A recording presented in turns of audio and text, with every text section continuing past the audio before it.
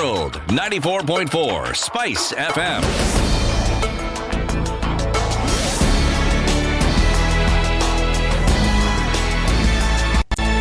Good morning, this is News. I'm Dennis Aseto. President Uhuru Kenyatta separately held telephone conversations with Prime Ministers Fumio Kishida of Japan and Justin Trudeau of Canada. In the phone conversation, the Prime Minister Kishida, who updated him on the situation following Wednesday's devastating earthquake in the East Asian country, President Kenyatta expressed Kenya's solidarity with the government and people of Japan as the relevant authorities continue to monitor the development. The two leaders also discussed other issues of mutual interest to Kenya and Japan, including the 8th Tokyo International Conference on African Development that will be hosted by Indonesia in August this year. With Prime Minister Trudeau, President Kenyatta lauded the enhanced bilateral ties between Kenya and Canada. President Kenyatta and Prime Minister Trudeau also discussed trade between the two countries, as well as peace and security in the Horn of Africa, among other matters of importance to Kenya and Canada. And Indonesia has committed to support Kenya's new embassy in Jakarta, lauding Nairobi's move to establish a resident mission as a step in the right direction. Indonesia's Vice President Professor Dr. Maruf Amin gave the undertaking when he hosted Foreign Affairs Cabinet Secretary Ambassador Richard Amamo at his official residence in the capital Jakarta. While welcoming the Cabinet Secretary to Indonesia, the Vice President noted that Indonesia considers Kenya an important partner in Eastern Africa. The World Bank has approved 87.5 billion shillings development policy operation that will help strengthen fiscal sustainability through reforms that contribute to greater transparency in the fight against corruption. The DPO is the second in the two-part series of development operations initiated in 2020 that provides low-cost budget financing along with support to key policy and institutional reforms. World Bank Country Director for Kenya, Keith Hansen, lauded the government for maintaining the momentum to make critical reforms progress despite the disruption caused by the pandemic. Now, Education Cabinet Secretary Professor George Muga says the 2021 Kenya Certificate of Primary Education examination results will be released next week. Muga said marking of most of the exams which were concluded last week was almost complete. The 3-day exam period saw 1.2 million candidates take the national exams in 28,248 exam centers across the country and be supervised by 242,406 teachers assigned by the Teachers Service Commission. The 2021 class is expected to join Form 1 in May. The 2021 KCPE exams were delayed as a result of the COVID-19 pandemic. Now, Deputy President William Ruto has promised to put policies in place that will reduce the economic burden on Kenyans if elected president in the August 2022 general elections. Ruto blamed the high cost of living and unemployment on what he described as misplaced priorities by greedy persons in government. The Deputy President said, Kenya Kwanza will address the high cost of living by investing in agriculture to ensure we produce enough food and hence lower food prices. He promised to invest 100 billion shillings in labor-intensive programs that will create additional jobs for our youth. And the United Democratic Alliance Party is now accusing President Uhuru Kenyatta-led Jubilee Party of harassing its aspirants ahead of the August general elections. A statement by the party's Electoral Board Chairperson Anthony Maura claims that candidates seeking positions in specific regions of the country were being intimidated by the ruling party to defect from UDA. Areas linked to the alleged intimidation threats included the Mount Kenya region, Kisii and Nyamira counties. Tomato's corruption and EACC Chief Executive Officer Talib Mbarak now says they are ready to proceed to charge 3 county governors with corruption as soon as Director of Public Prosecutions gives his go-ahead. Mbarak says cases against the 3, including Kirinyaga Governor Anne Waiguru, Fahim Twaha of Lamu and Dato Godana of Tana River, have been pending for a few years, saying the move is no way related to political alignment of the said county bosses. Kirinyaga Governor Anne Waiguru is wanted for interest of 10.6 million shillings that she is alleged to have received for trips she never made or trips that were unofficial. And the Anti-Corruption Court in Milimani has dismissed a petition by former Treasury Cabinet Secretary Henry Rotich seeking to dismiss charges against him in the Aror and Kimorer Dam scandal. The Office of the Directorate of Public Prosecutions said the ruling affirms DPP's position that the charges were properly instituted by the office, which has powers to institute criminal charges under Article 157 of the Constitution. In November last year, Rotich and his co-accused were charged afresh in the scandal. Rotich and these co-accused persons faced the charges afresh after the prosecution sought permission from trial magistrate Lawrence Mugambi to amend the charges sheet to reflect the new changes. This is Newswire. I'm Dennis Aseto. Good morning.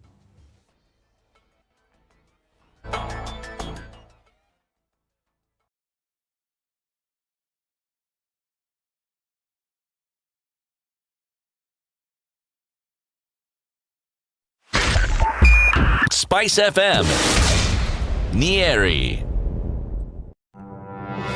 If I'm found guilty, there is no problem. I'm willing to serve. I have no problem. Jails are meant for human beings. They say a society gets the leadership it deserves. If you have a corrupt, crooked and rotten society like we have in Kenya, then of course they will get that kind of a leadership. I think the president should dissolve parliament. That's the best solution at this moment in time. Dissolve parliament. All of you go home. Yes, we all go home. How are we encouraging other people who might have new and creative ideas? Young people who are making money without any government help. They are just buying their own bundles. They are going on TikTok and making money. KRA is coming after them. I've been in parliament for 15 years. We have been unable to pass the gender law. And yet no presidential candidate is talking about it now. Because we are fake. The truth is, all the men refused to vote for that law. What did Sonko do to Pumwani maternity hospital? Yeah, he with cleaned his it up. own money. Cleaned it with his own money. That was him as an individual. Yeah. And I did not say he was cleaning his own money. I was saying he was cleaning. He cleaned Foot, mouth. Foot, mouth. Eric. Okay.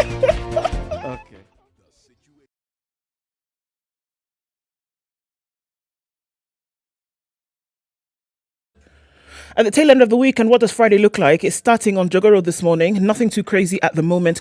We'll see that traffic getting into the city centre. Coming off the Eastern Bypass, not too bad either. The Thika Superhighway just starting to build up today. And we're looking at that coming into just around the Pangani Underpass, but nothing too crazy at the moment. Let's keep an eye on things, starting Friday off right. And then let's talk SpiceFM KE on Twitter. Text 40127. Let's keep things moving this Friday.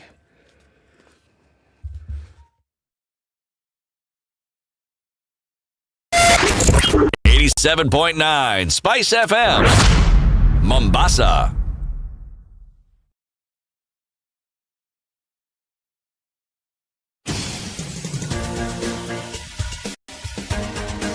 This is the Situation Room, the home of hard-hitting political commentary and penetrating insights about the state of the nation. This is a talk radio experience like no other. The Situation Room, a place for hard truths, debates, and elevated conversations. The Situation Room, witty, political, engaging, deep, controversial. In the room, we have C.T. Muga, researcher, academic, seasoned political observer, a fountain of wisdom in these politically uncertain times. Ndu Okoh, Nigerian by birth, Kenyan by choice, communications expert, Pan-Africanist, a truth seeker and believer in people power, and Eric Latiff, agent provocateur, the man in the chair, seasoned journalist, news Imagine hound, it's Friday. a man who believes in Yes, punching it is. up. It's Friday, not the down. 18th day of March 2022.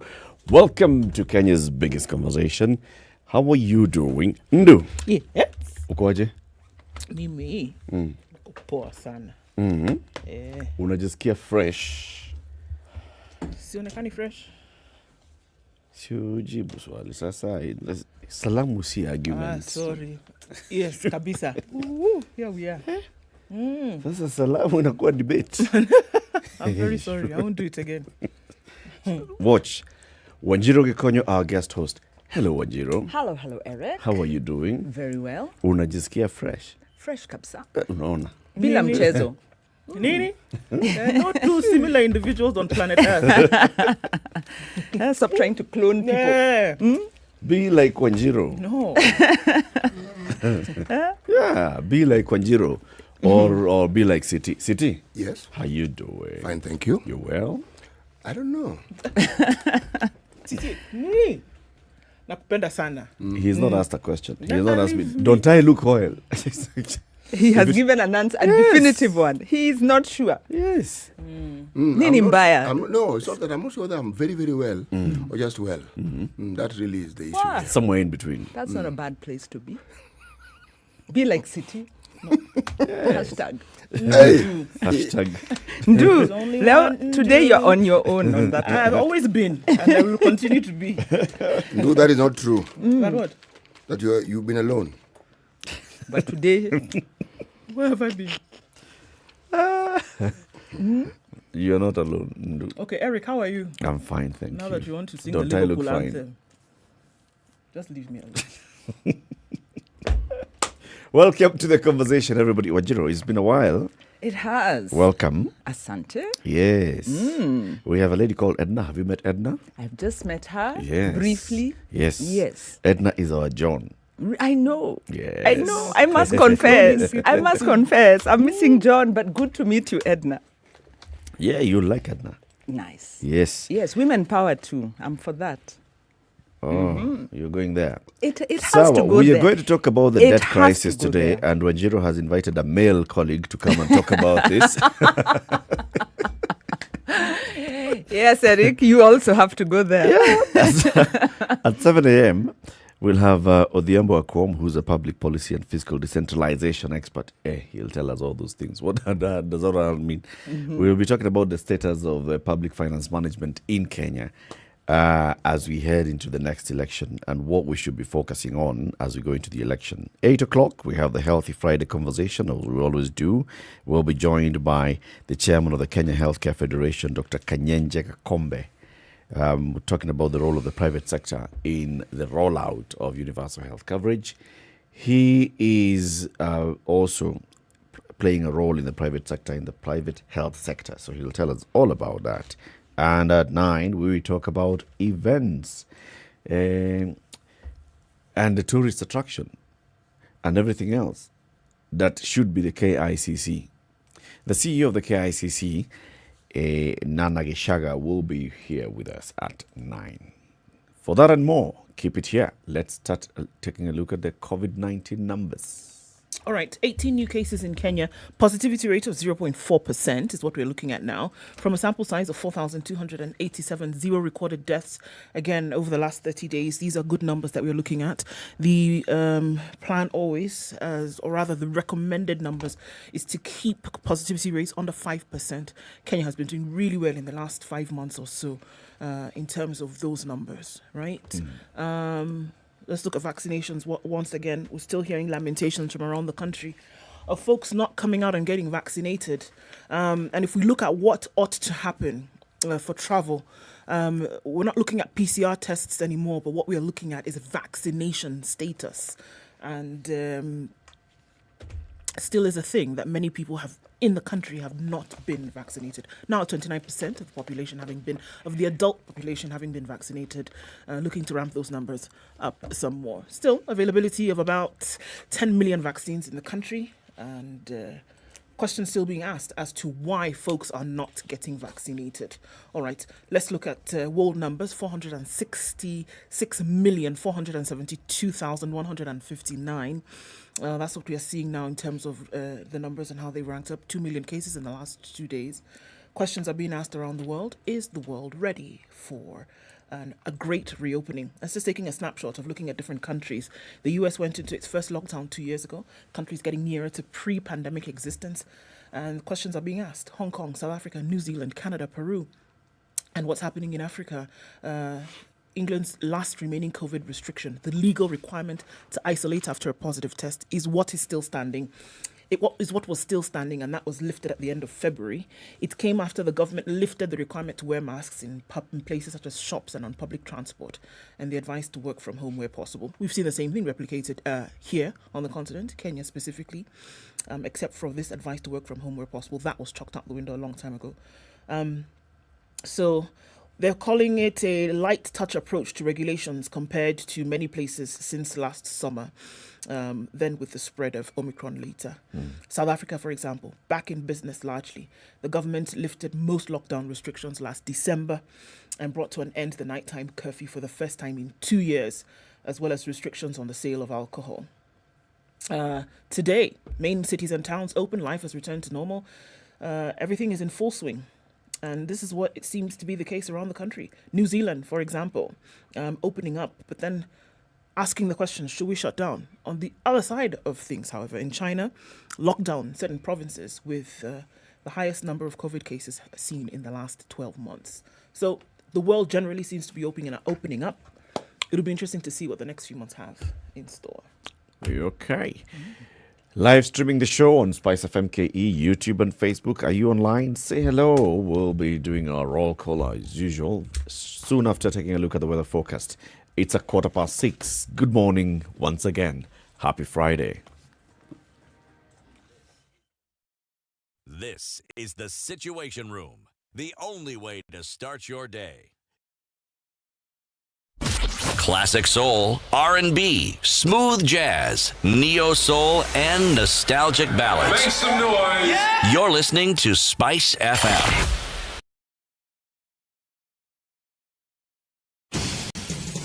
The group of leaders we are having now, these are just like the polymers. The chemical composition is the same. Are you corruptible? Hopefully not. And maybe that's part of the problem. People who have done about 300 speeches and they're not saying anything. What makes you think that they will come in with something really dramatic? Don't miss out on the latest from Kenya's biggest Cloudy conditions conversation. in Nairobi at 16, SMS highs of TSR. 27 today. Clear in Nakuru at 15, highs of 29 and lows of 14. Partly cloudy conditions at 12 in Nyeri, highs of 27. Back down to lows of 12, while it's clear in Eldoret at 13. We'll see highs of 27 and lows of 12. Partly cloudy in Mombasa at 26, highs of 32 and lows of 25. We're looking at partly cloudy conditions at 26 in Malindi with highs of 31 today. It's partly cloudy at 21 in Kisumu, highs of 29 and lows of 19. While in Kakamega, partly cloudy at 18, highs of 31 and lows of 16. Out in Kampala, it's partly cloudy at 19, highs of 27. It's raining this morning in Dar es Salaam at 27, highs of 31 and lows of 26. Mostly clear conditions in Lagos at 27, highs of 33, and we'll see highs of 22 in a clear Johannesburg this morning at 12. It's clear at 24 in Kinshasa, highs of 34. Today, out into Beijing, Friday afternoon, it's mostly sunny at 1 degree. Temperatures seem to have dropped just a bit. We'll see highs of 2 and lows of -1. Paris is clear at 4 degrees. We'll see highs of 15 going into Friday. It's clear at 7 in London, highs of 15. And New York, still Thursday night, it's cloudy at 10 coming into Friday. We'll see highs of 13.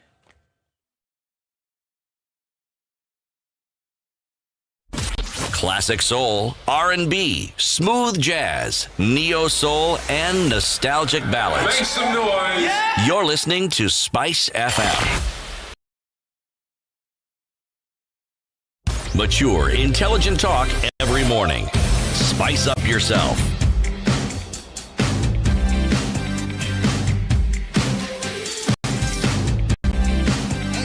It's 18 minutes after 6.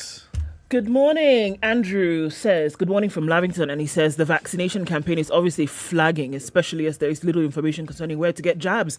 Vaccine hesitancy is real, even as vaccine availability is widespread. Is Ministry of Health dropping the ball? Interesting questions at a few minutes after 6 o'clock. Morning, Spice from Makweni, Odima Owino, Balozi Eric Major, Serigaya Lukiani Kakamega. Hey, those are 3 places. County already locked today. This is Sir Haron, and he says, good morning, and Vincent Ogutu says the same. Eddie Odur has woken up this morning with some angst. He says, Koru is listening. I am up, but very angry at politicians who don't want to obey our laws. They have now forced the police to abandon their crackdown on border and defective cars on our roads. Boo, he says. What a shame. He actually says boo. I am so proud of him. The politicians have abandoned forced police to abandon. They've now forced the police to abandon their crackdown on border and errant and defective cars on our roads. This is a very civic, governance-minded Kenyan. I'm very proud of him. However, I think there is another narrative on the border issue beyond the crackdowns. Yes. Okay. Yes. Let's debrief these people then. Good morning, tune in. That's from Meru. That's David. And there's a guy who calls himself Torrential Rain Raining. Okay. And he says he's tuning in from the Rift Valley Institute of Science and Technology. There you go. Davey Ireri says good morning, and he's tuned in this Friday. Ashley's tuned in from Eldoret and tuned in from Airport View Eldoret from Machakos, sorry. And then Alan is tuned in from Airport View in Eldoret. Quite a number of people online today. Okay, so this is another one. I think it's one of the stories that we'll see this morning. And Controversy says, feeling very sad that my high school schoolmate and friend who disappeared last August, his body has been found in the Yala River yesterday. And nothing good about the morning, unfortunately. Simon Villa is listening from Olekasasi. Johnston tuned in from Kericho. Stanley says, good morning. Having a moonlit breakfast as we wait the beautiful sunrise. Indeed, the moon is out in all its glory, even now. DRXTT, good morning, Wanjuro. Tuned in here from... and you just... Gishogo. That's Washira Wilfred. And he says, just wondering where the year is rushing to. Patrick Fikirini is tuning in from Mombasa. MCI is still in Mwenge. Tyrone is listening in from Mombasa. Quite a number of people tuned in this morning. We see you all. Can't get to all of you, but thank you for joining us. Safi, everybody welcome. Everybody welcome. I don't know where the proverb is coming from today. We haven't left Sudan yet. Proverb of the day, brought to you by Communications Authority of Kenya. We haven't left Sudan yet. One more day. Right. We are still with the ant family. Okay. But now we're with the termites. Okay. A termite can do nothing to a stone, but lick it. A termite can do nothing to a stone, but lick it. Can't lift it. No. Can't chew it. Ants don't wear down stones, in time? Not when we leave to rain. It's only water. Water can do a lot of damage and a lot of change. An ant can walk over it, can walk around it. That's the best they can do. They can burrow under it. So when you encounter a stone and you're a termite, know your place. Yes, the stone knows its place. It isn't moving. It's your turn to, should we say, join the queue. This proverb is from where? Sudan. A termite can do nothing to a stone, but lick it. Sudan which tribe? Doesn't say. Just Sudan, and not South Sudan. The Sudan where the capital is Khartoum. That's a very imperialist proverb right there. Why? Because it's from Sudan? No, not from Sudan. It's telling you that there is power, and then there is those who don't have the power. So it's telling you just accept that you're not able to do everything. That's true. There are things that you can't do. There are things you must accept. Yeah.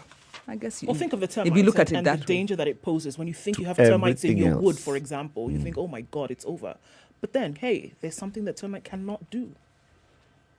Fair enough. Good one. Good one.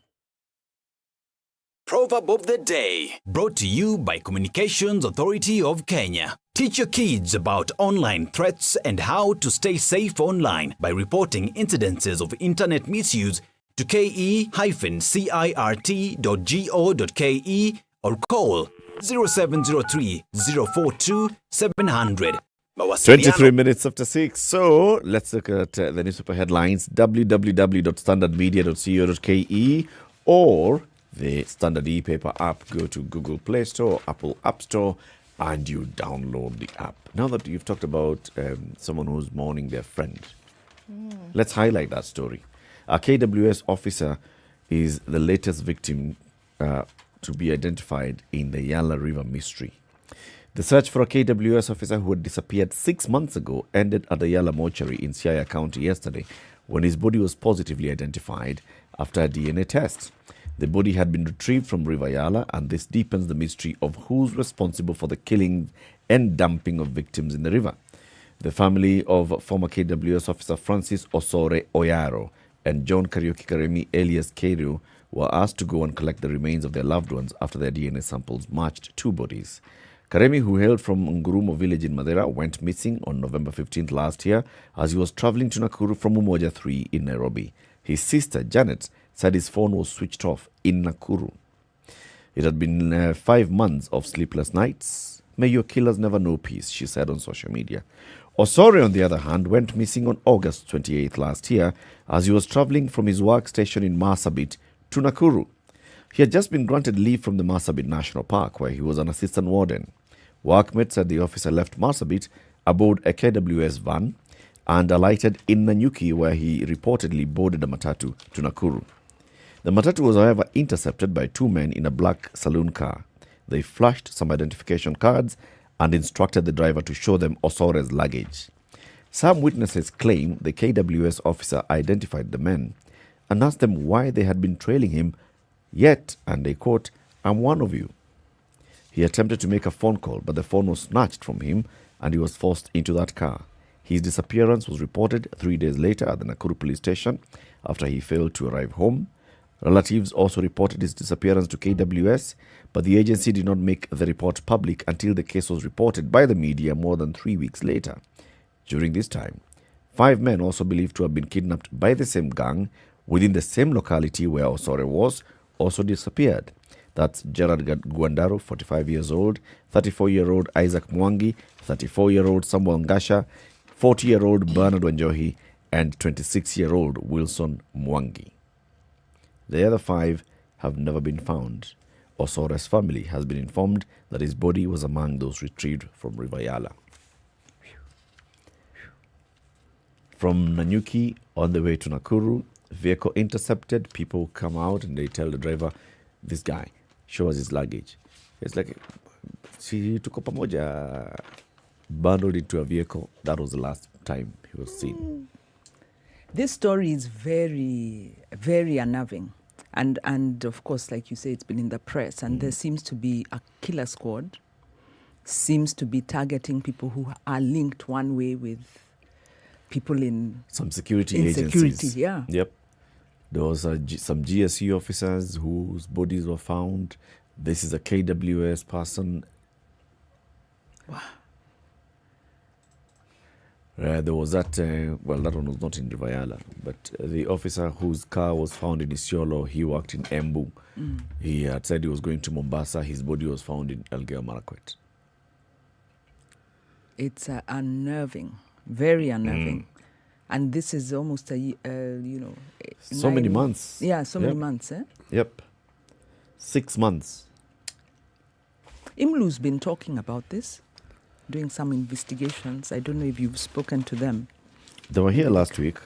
We spoke about this and, enforced disappearance.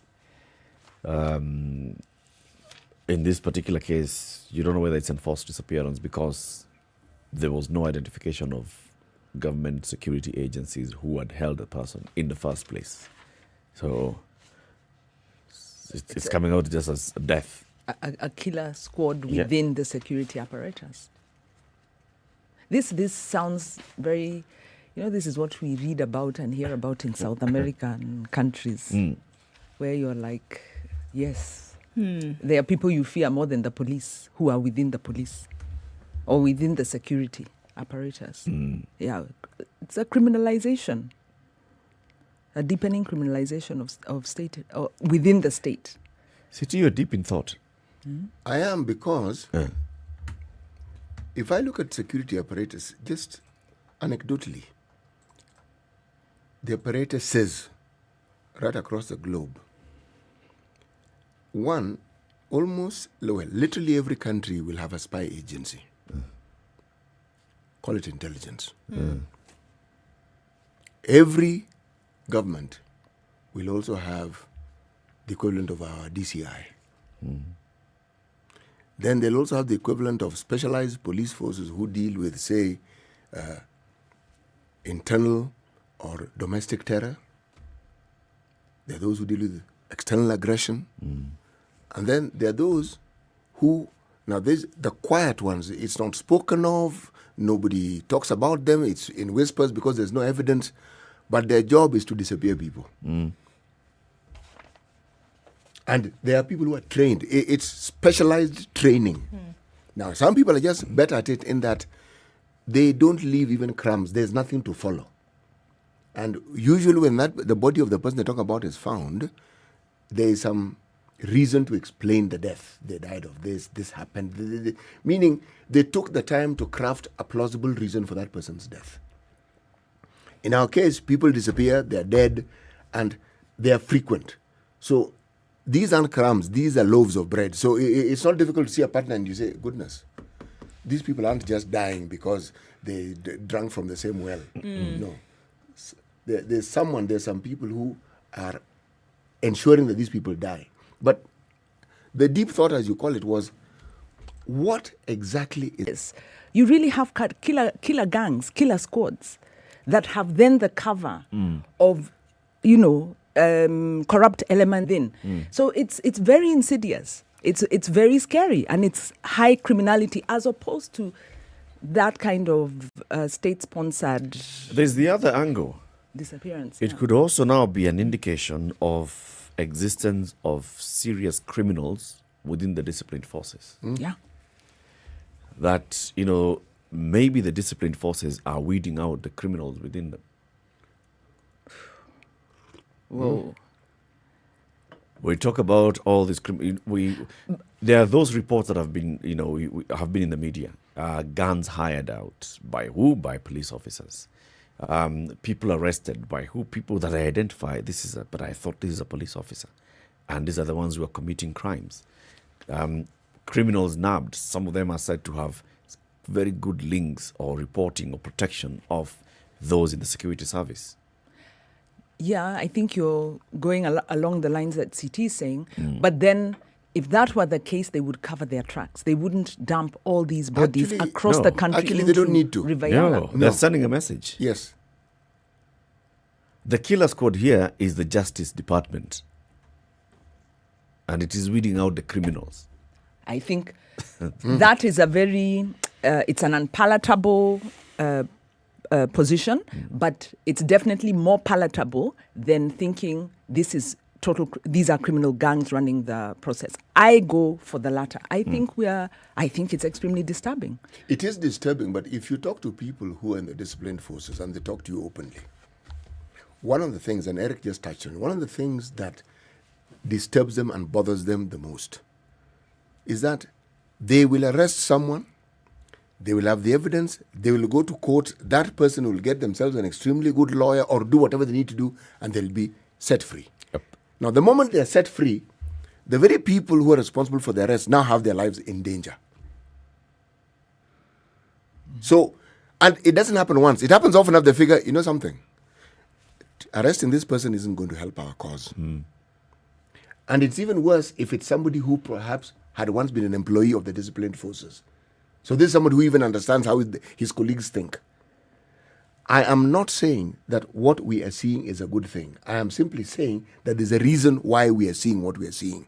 And most of it, I don't really understand myself. But what I'm saying is something that I have been told, because I've asked people I know, people who are my friends, and they've told me, this is the situation that we have with us. I think my reading of it is that it's not necessarily controlled and state-sponsored cleanup, which, like you say, is not desirable and is equally, it's equally a very big concern.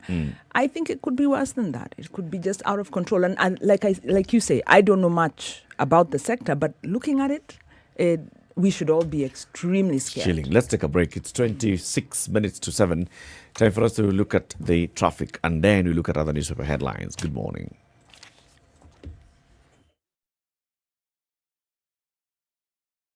This is the Situation Room, the only way to start your day. SpiceFM. It's getting hot in here. Oh, everybody steals. It's better a thief who brings something small back. And I say to myself, there's no better thief. A thief is a thief, period. All those bribes, how much they are getting per year, how much inconvenience they are causing. As much as you call it a small case, it's worth it to be convicted. The truth is, we are a tribal nation. Because if we were not tribal, and I want to go back to this, you cannot continue walking around with a mug which is clean outside and it's rotten inside. We have become a Fuliza country. We have mortgaged our country because of debt. You've got one chef working and the assistant chef wakati anatakana koroge unga nini hayuko. Spice FM, Malindi. All right, a few minutes after 6:30, what are we looking at? Traffic has started to build up on the Thika Superhighway as you're getting past the Utali Drift. Coming off Kiambu Road, not too bad. Looking at that Homathaiga Square area going towards the Pangani underpass. Now is looking like the most action, at least for now. A little dot of traffic as you go past the Outer Ring Junction, headed in the direction of Thika. And there's some inbound traffic as well as outbound traffic. All right, we're also looking at the eastern part of the city, and Kangunda Road is also starting to pile up. Juja Road as well, getting towards that city centre area. On Jogo Road, it's also building up some. Langata Road is still looking free and clear. That's an option for you to use till now. Don't forget, if it does get any worse, you can use the southern bypass, not be too much of an issue getting into the city. Apart from that, looks like we're starting off Friday, not too bad. Resigned before serving for 10 years will be forced to pay the government, wait for it, 1.2 million shillings. Only. Just. National Police Service Commissioner Mr. Naftali Rono said the government has invested in the recruits. Hence, those who desert or drop out from the service should be penalized. Recruits who will be joining the service should only do it if they have a passion for it and not as a hobby. If anyone thinks of leaving the service before the 10 years are over, they will be expected to pay the 1.2 million shillings, an investment the government has put on an individual officer. The commissioner, who spoke in Kerugoya during a pre-recruitment clinic, a youth career guidance, also urged those with medical conditions to keep off the exercise as it may harm them and could cause death during the vigorous training. He said, we have lost recruits during training due to undisclosed illness. If there is any recruit with underlying issues, let him or her, I hope, keep off, since their lives are more important than a job.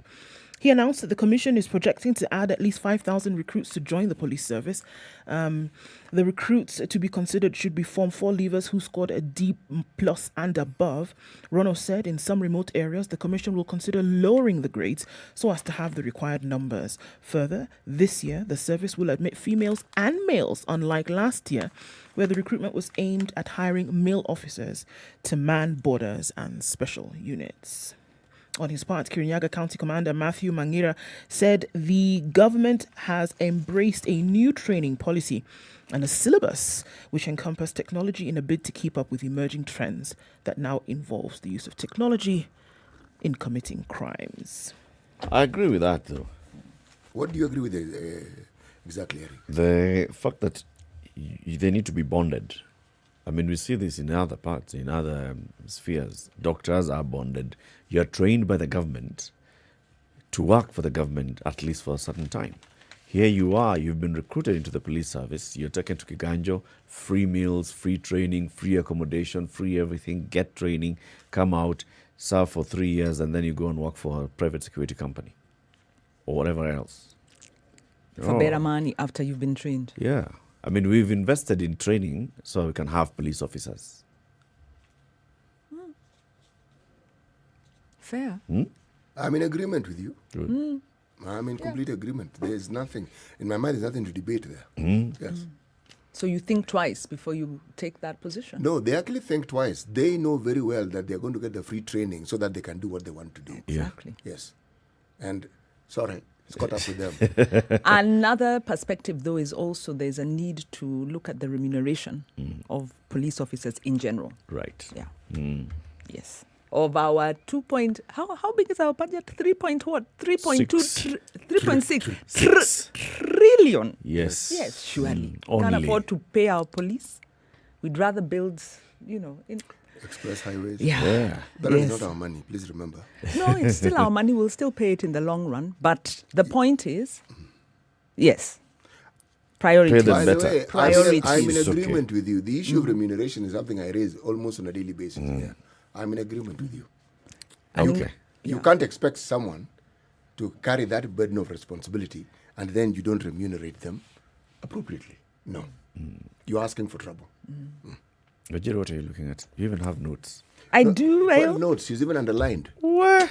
I even brought post-its. Post-its. Coloured. Coloured pen. And I left some of my coloured You ones. left your easel behind. I think it's because I haven't been here in a long time. There's so many stories jumping out at me.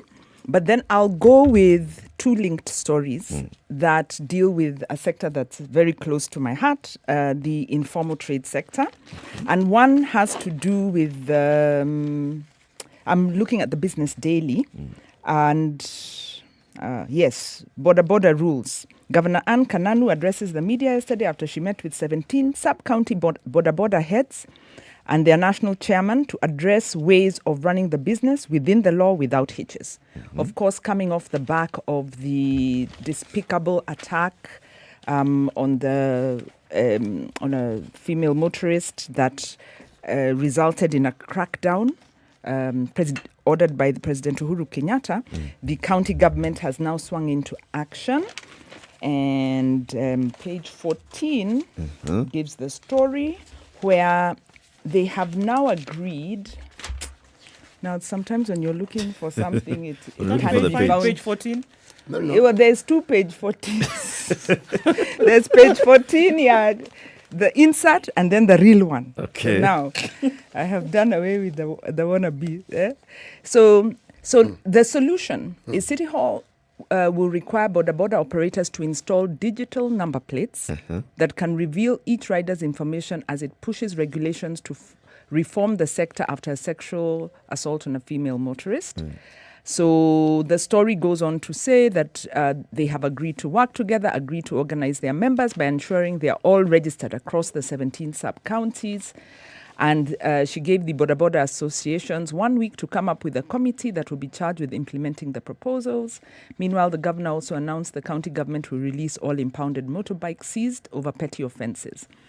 Yes, this follows a crackdown launched by President Uhuru Kenyatta last week, but she said this crackdown will continue. Let me ask you.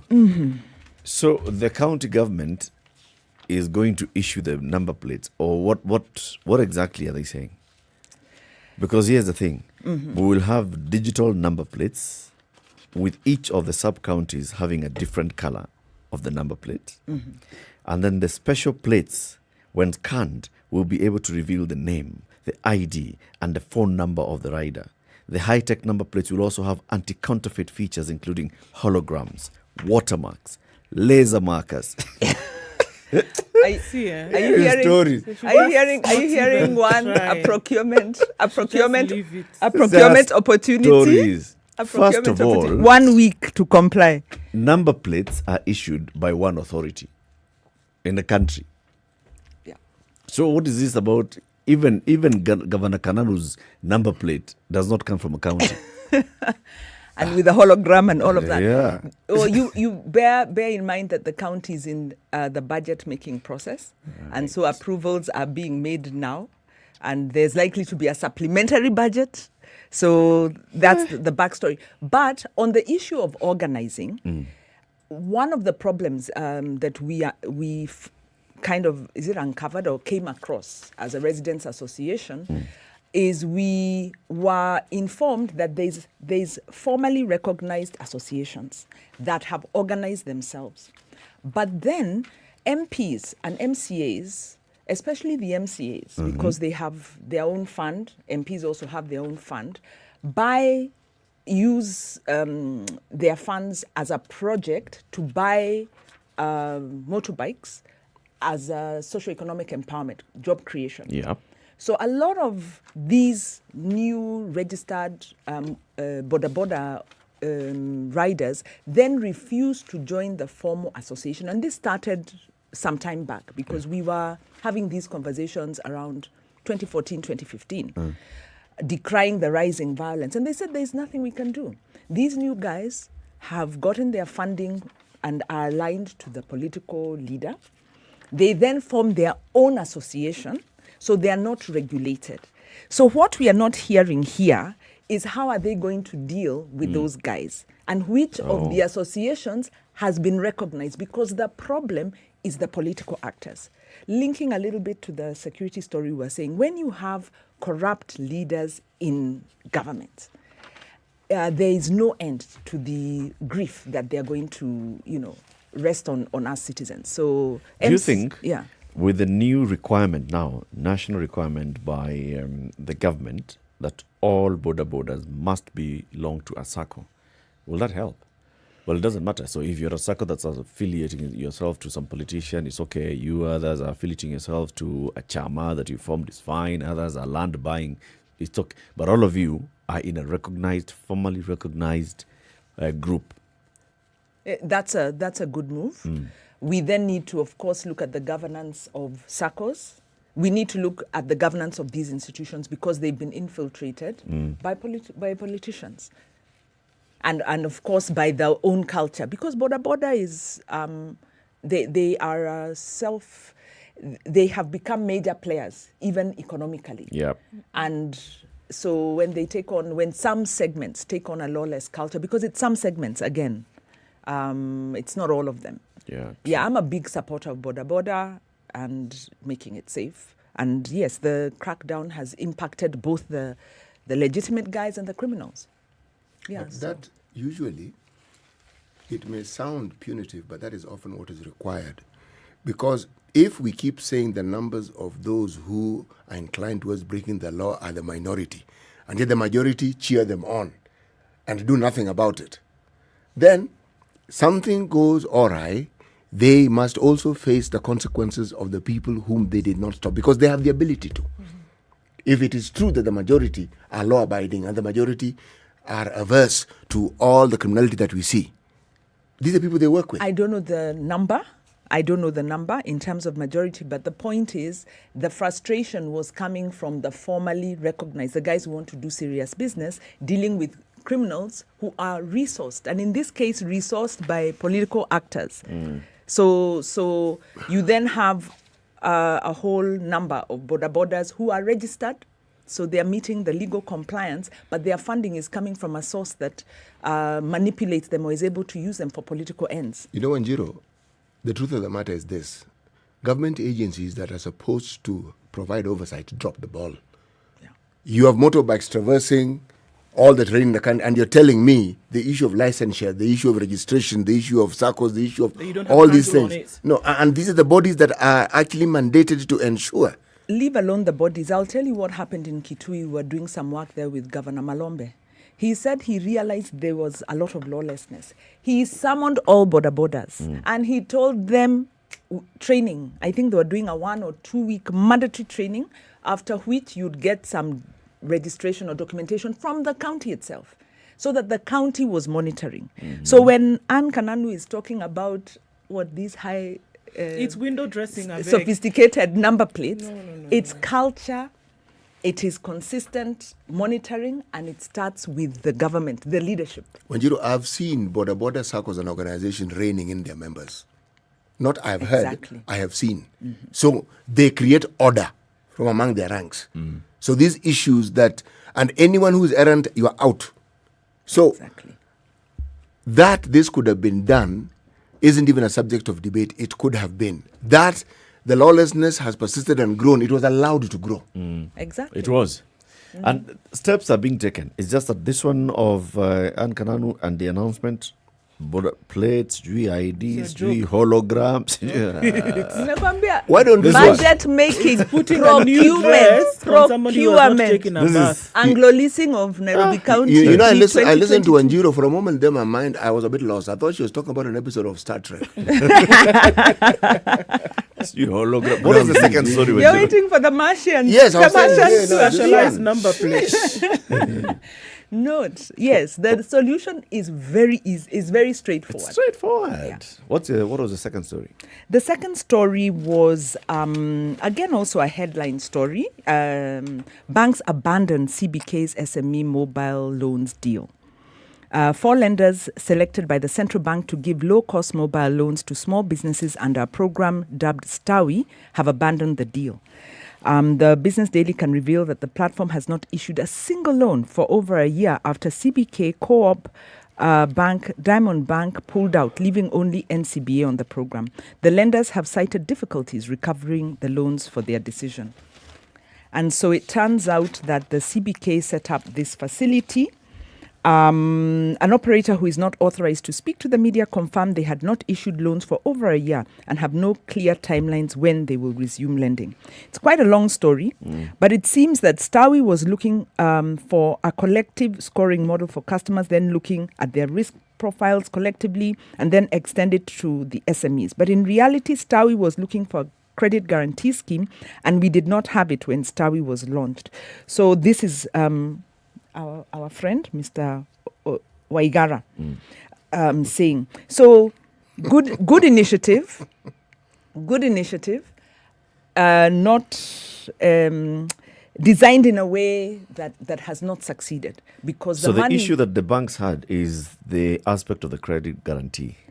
So because there were two things. There was a credit guarantee scheme that is now the product that's been rolled out to SMEs. You can access it simply and affordably through a mobile app. Exactly. The product was targeted to businesses with a turnover between 50,000 and 250,000. The mobile loans for small businesses was launched by the CBK in mid-2019 with fanfare.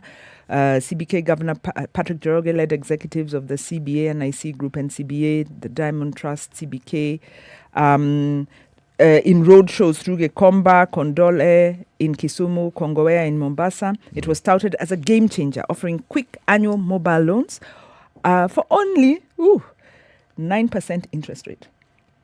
9% interest rate, okay.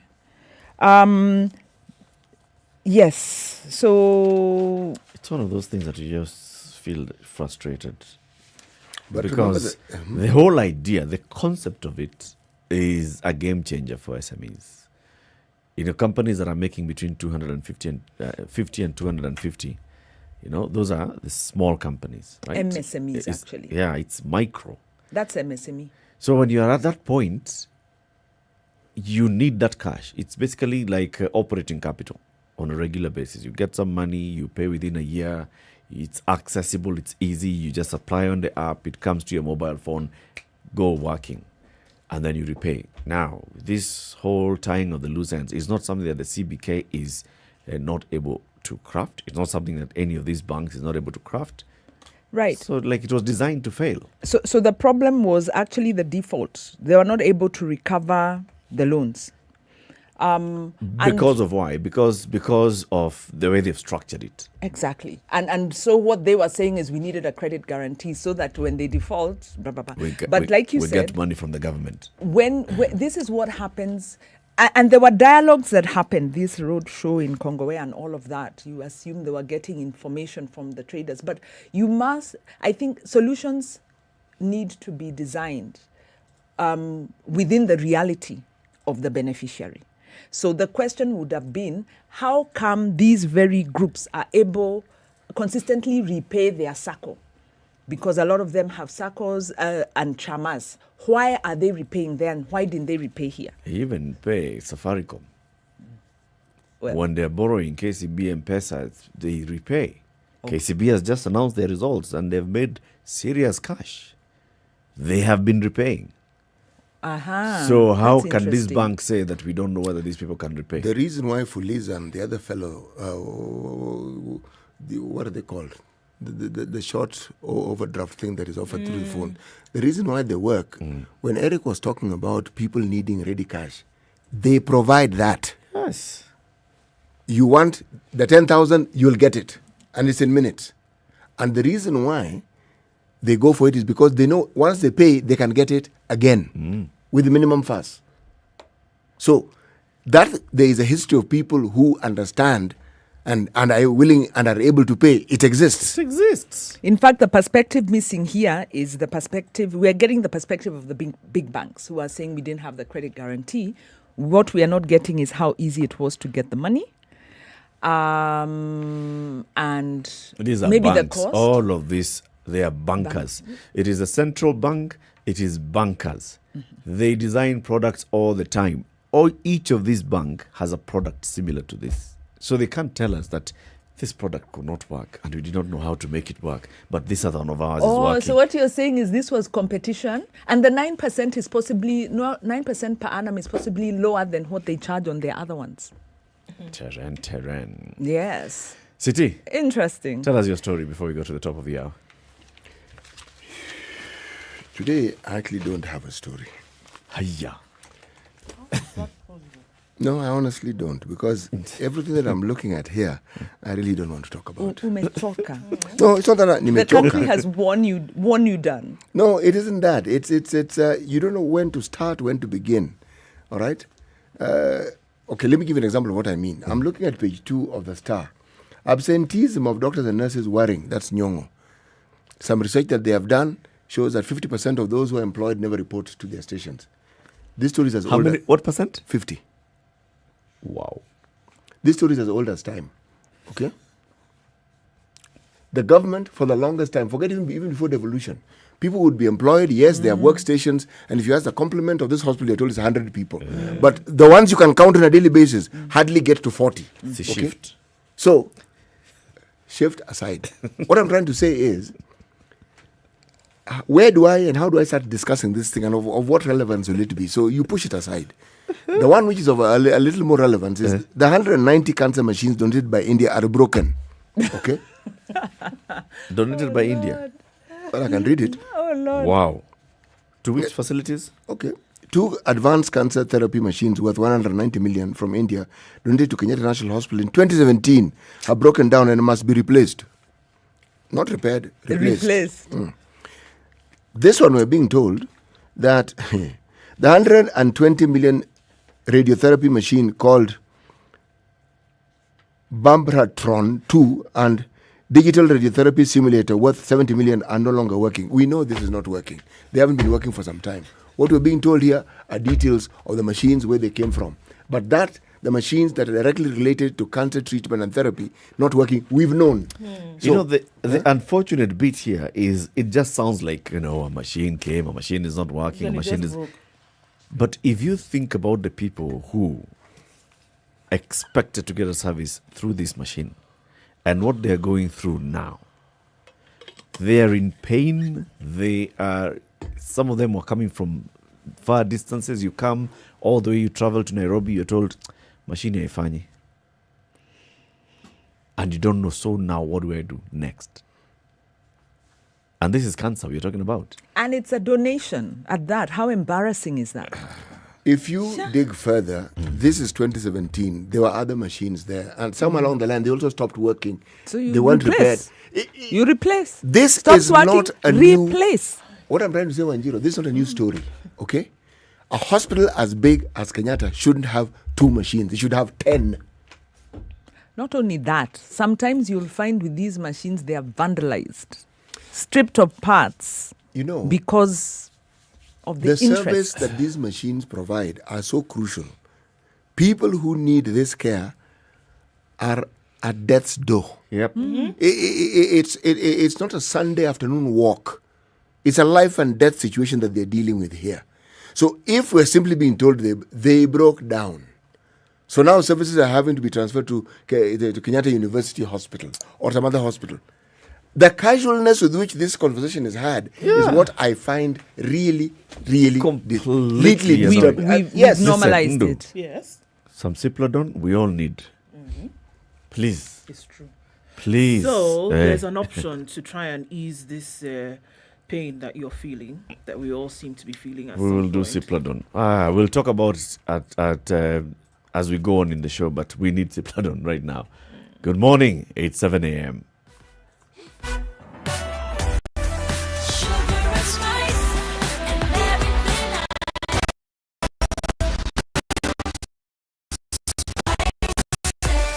Spice up your life.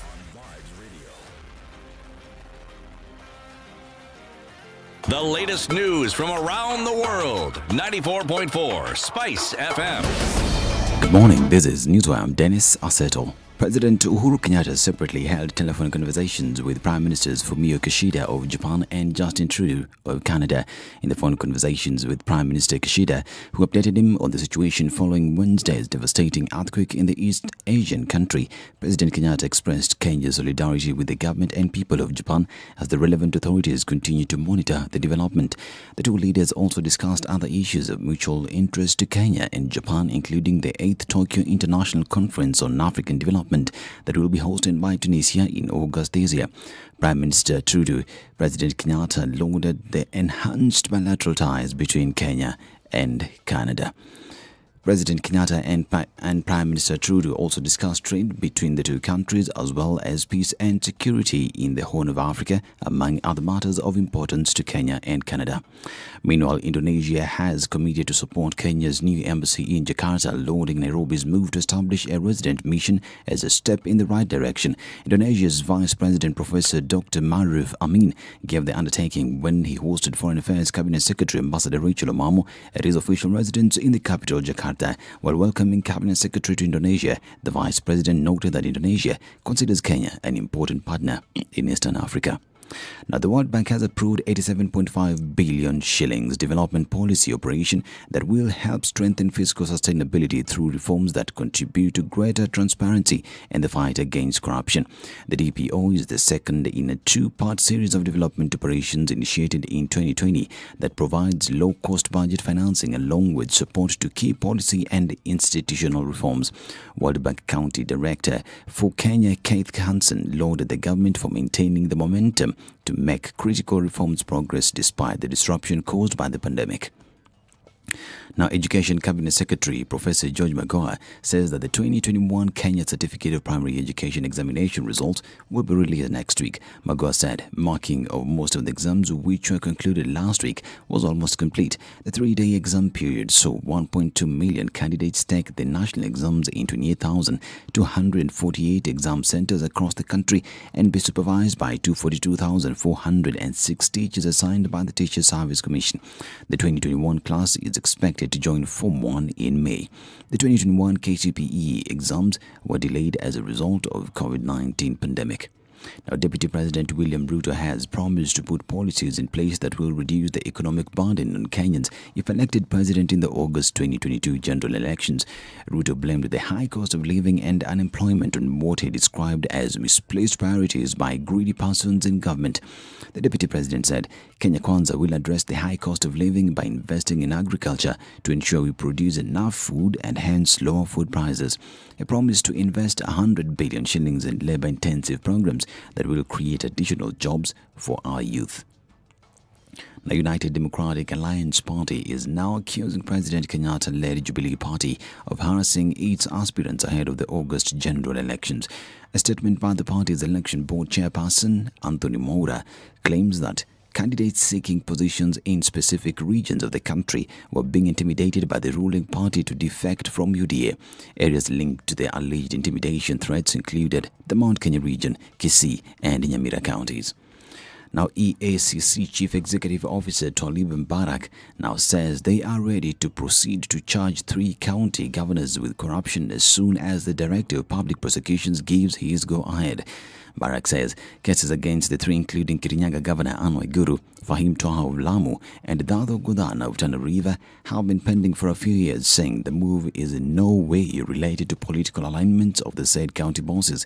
Kirinyaga Governor Anne Waiguru is wanted for interest of 10.6 million shillings that she is alleged to have received for trips she never made or trips that were unofficial. And the Anti-Corruption Court in Milimani has dismissed a petition by former Treasury Cabinet Secretary Henry Rotich seeking to dismiss charges against him in the Aror and Kimwarer Dam scandal. The Office of the Directorate of Public Prosecution said that the ruling affirms DPP's position that the charges were properly instituted by the office, which has powers to institute criminal charges under Article 157 of the Constitution. In November last year, Rotich and his co-accused were charged afresh in the scandal. Rotich and his co-accused persons faced the charges afresh after the prosecution sought permission from trial magistrate Lawrence Mugambi to amend the charge sheet to reflect the new charges. This is Newswire. I'm Dennis Aseto. Good morning.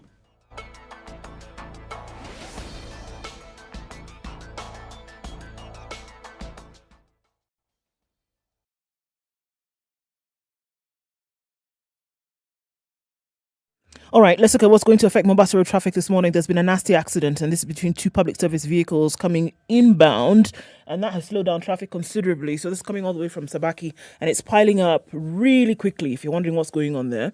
unfortunately, there's no way out. You're going to have to stick through this one slowly until you get to the southern bypass exit. And so just watch out for that if you haven't gotten onto that side of the road just yet. Southern bypass, however, is looking pretty good as you're getting into the city. Lunga Road, we have some in and outbound traffic, and Jogger Road is red from all indications. Langata Road also starting to build up now, getting towards the Uhuru Highway into the city. Gong Road also doing that thing this morning, and the Thika Superhighway in just a few minutes has packed up, and we're looking at bumper to bumper all the way to the Outer Ring Junction. All right, Kiambu Road as well, in and outbound traffic is what it looks like, but what it really is multiple lanes trying to get into the city. And also looking at Limuru Road, packed as well. The Eastern bypass, that started out really early. Kangunda Road, Manyanja Road, and then Juja Road, not looking too bad. How about we keep things just like this, and then let's talk SpiceFM KE on Twitter. Text 40127.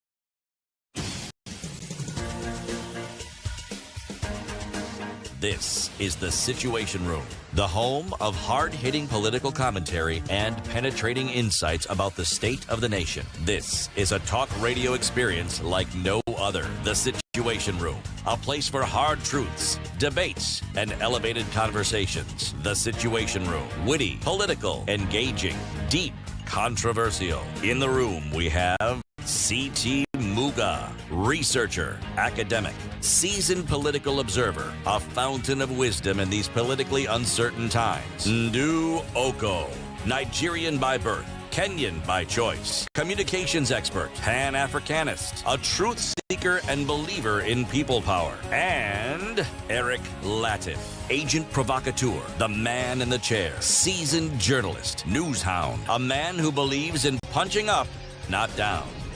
This It is 7 minutes after 7. Good morning. How are you doing? Welcome to Friday. If you're just joining us, this is Kenya's biggest conversation on this 18th day of March 2022. We are here, Eric, Ndu, CT, and our guest host today, Wajiro Ekonyo of the Institute for Social Accountability. We have a guest who's joined us, another guest. But before we introduce him, we are going to hear the day's proverb.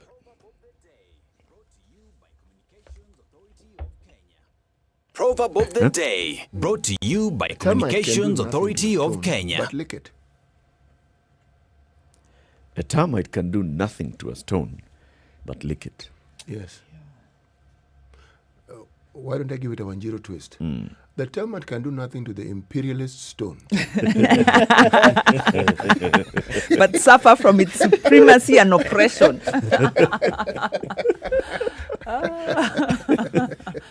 What if there were several termites? This is the power of collective action. Hello. They still can't lick the stone. It depends on how big, but the power of collective action can roll a stone. Oh, it doesn't mean it doesn't. It depends on the size of the stone. It depends on the size. And the number of termites. And the number of termites. Okay. The proverb says, a termite. Yeah, but you know. And the proverb says, a stone, not a pebble. Yes. But we are saying the power of collective action can make even that's true. Probably that is one of the other interpretations of this. And probably that is by yourself. Kidole kimoja. All that is the other proverb that we're going to mention next week. Yes. Nice. Oh, that is next week's proverb. Yes. Today's proverb from Sudan. Oh, Yani. Termites. Yani, stick to the issue. City, when you give proverbs, don't bring them in this very hegemonic frame. You can only interpret up to there, Usipite. You're trying to control our interpretations. I'm being imperialistic. Imperialistic, oppressive. Proverb of the day, brought to you by Communications Authority of Kenya. Teach your kids about online threats and how to stay safe online by reporting incidences of internet misuse to ke-cirt.go.ke or call 0703 042 700. Okay. Mawasiliano kwetu. Let's now introduce our guest. Odhiambo Akwom is a public policy and fiscal decentralization expert. He joins us this morning. We are going to talk about our debt.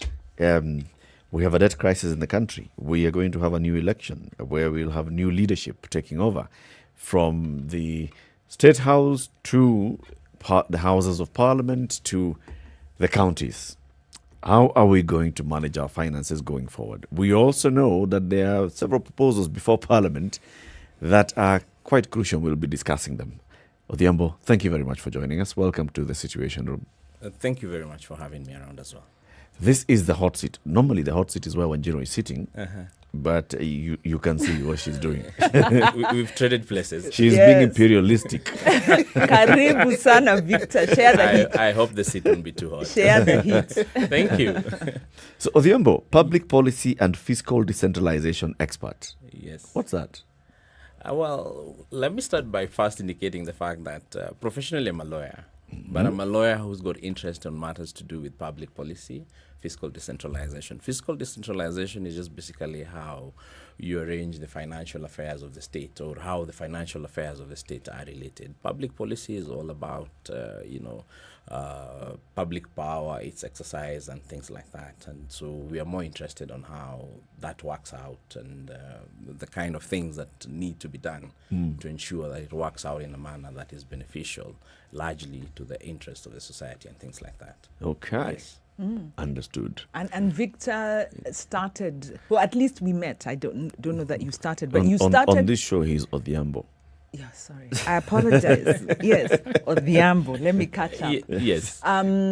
Obviously comes you're one of the pioneers, or would I say the forerunners, having worked in the CIC at a time when the country was grappling with this animal called devolution.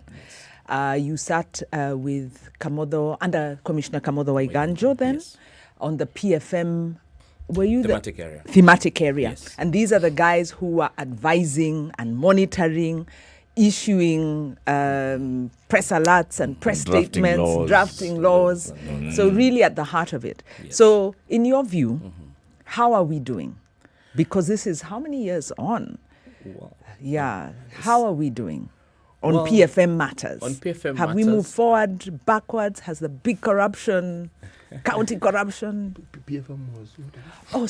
Public finance management. So there was a thematic area on public finance. There were several thematics. Yes. One of the big ones was public finance that crafted first two laws that were then merged into one big law that governs our public finance management and is supposed to make our monies accountable and effective. How are we doing? Well, I wouldn't exactly say that we are doing too well, but we are doing better than we used to do back in the day. One of the greatest successes of fiscal decentralization or devolution, the practice of devolution in the country, is the fact that, number one, we are actually implementing devolution as anticipated under the constitutional framework that we adopted in 2010. Unfortunately, that has also come with its challenges. Some of those challenges were witnessed prior to the onset of devolution. The other thing is that, and for which we might not have an agreement about, but the thing is that rather than just practice the kind of sleaze that was being witnessed at the national level, we've also had the opportunity to decentralize or devolve sleaze to the extent that if you go by quite a number of reports that emanate from entities that are entrusted with the responsibility of giving such reports, like the Auditor General. Periodically, some of those are expressed by the Control of Budget. You can actually see that some of the bad manners that we used to have during the time that we had what was it called, local governments, and of course central government. Yeah, some of those bad manners have actually been decentralized. Yeah, but overall speaking, from an overall perspective, yes, we are doing well, but not doing too well. What are these things? If you were to give an example and show, this is how we were managing our public finances before devolution, and after devolution, and after even the enactment of the PFM Act, this is how better we're managing our public finances. One of the things is that, we have a very robust law on public finance management. That one is a plus. If you look at the manner in which we were managing our finances, there were quite a number of legislations. Some of them were very basic. They never provided with greater insight on, on issues relating to the management of public finances, including accountability, and oversight and things like that. So the Public Finance Management Act by itself is already a very great step in terms of detailing what we are supposed to do, how we are supposed to do it, and in any event, who is supposed to do what, how they're supposed to do whatever it is that they're supposed to do, and things like that. But unfortunately, the mere fact that we have the law that has not also prevented those who are keen on, perpetuating the bad manners that was there before from continuing those practices. Yeah. Who are the custodians of this act? I think now, looking at that and saying now, it coming into law, as you've said, there are certain things then that are supposed to be done.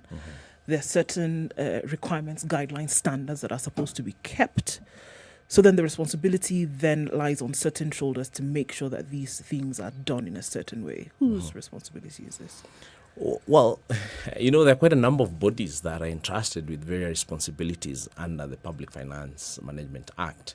It's not like, for instance, the Penal Code, where you would say the police and the judiciary and all those other organs of state have got the responsibility of ensuring that in the event that you've run afoul of the law, then as a matter of fact, we come in and arrest you and things like that.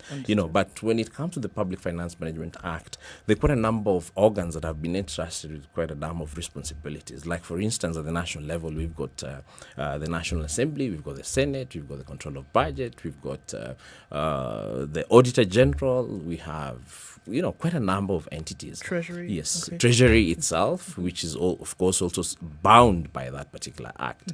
But then, and Shiro can attest to this, you get to realize that some of them also are not really, either there are instances, or rather there are instances where they have really committed to the provisions of the act, but then there are also instances that they've run afoul of the act itself. So it all depends on the issue at hand, because if, say, for instance, you've not been able to manage, to do your financial statements as it's supposed to be done, if it's at the county level, for instance, the county assemblies have got a role in that.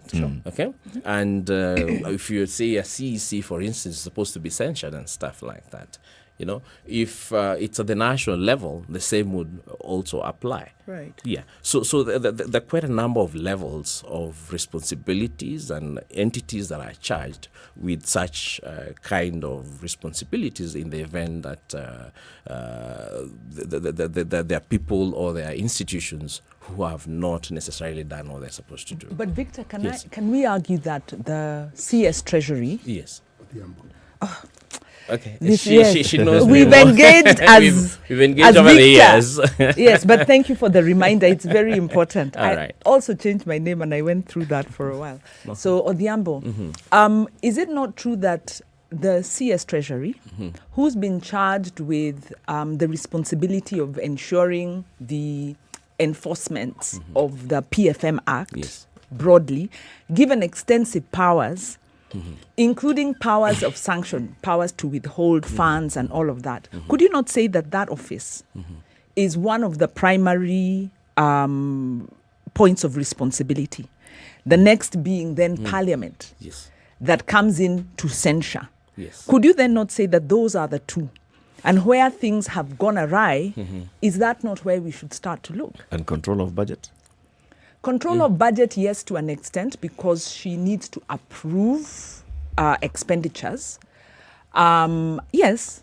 So Okay. yes, Yeah. agreed. So if she approves expenditures that are... Yeah, I think for the control of budget, if my recollection of, I think, is it 91 or 92 of the PFM Act, she acts on the basis of, is it recommendations or instructions or something like that? But I would have to confirm that. Okay. Yeah.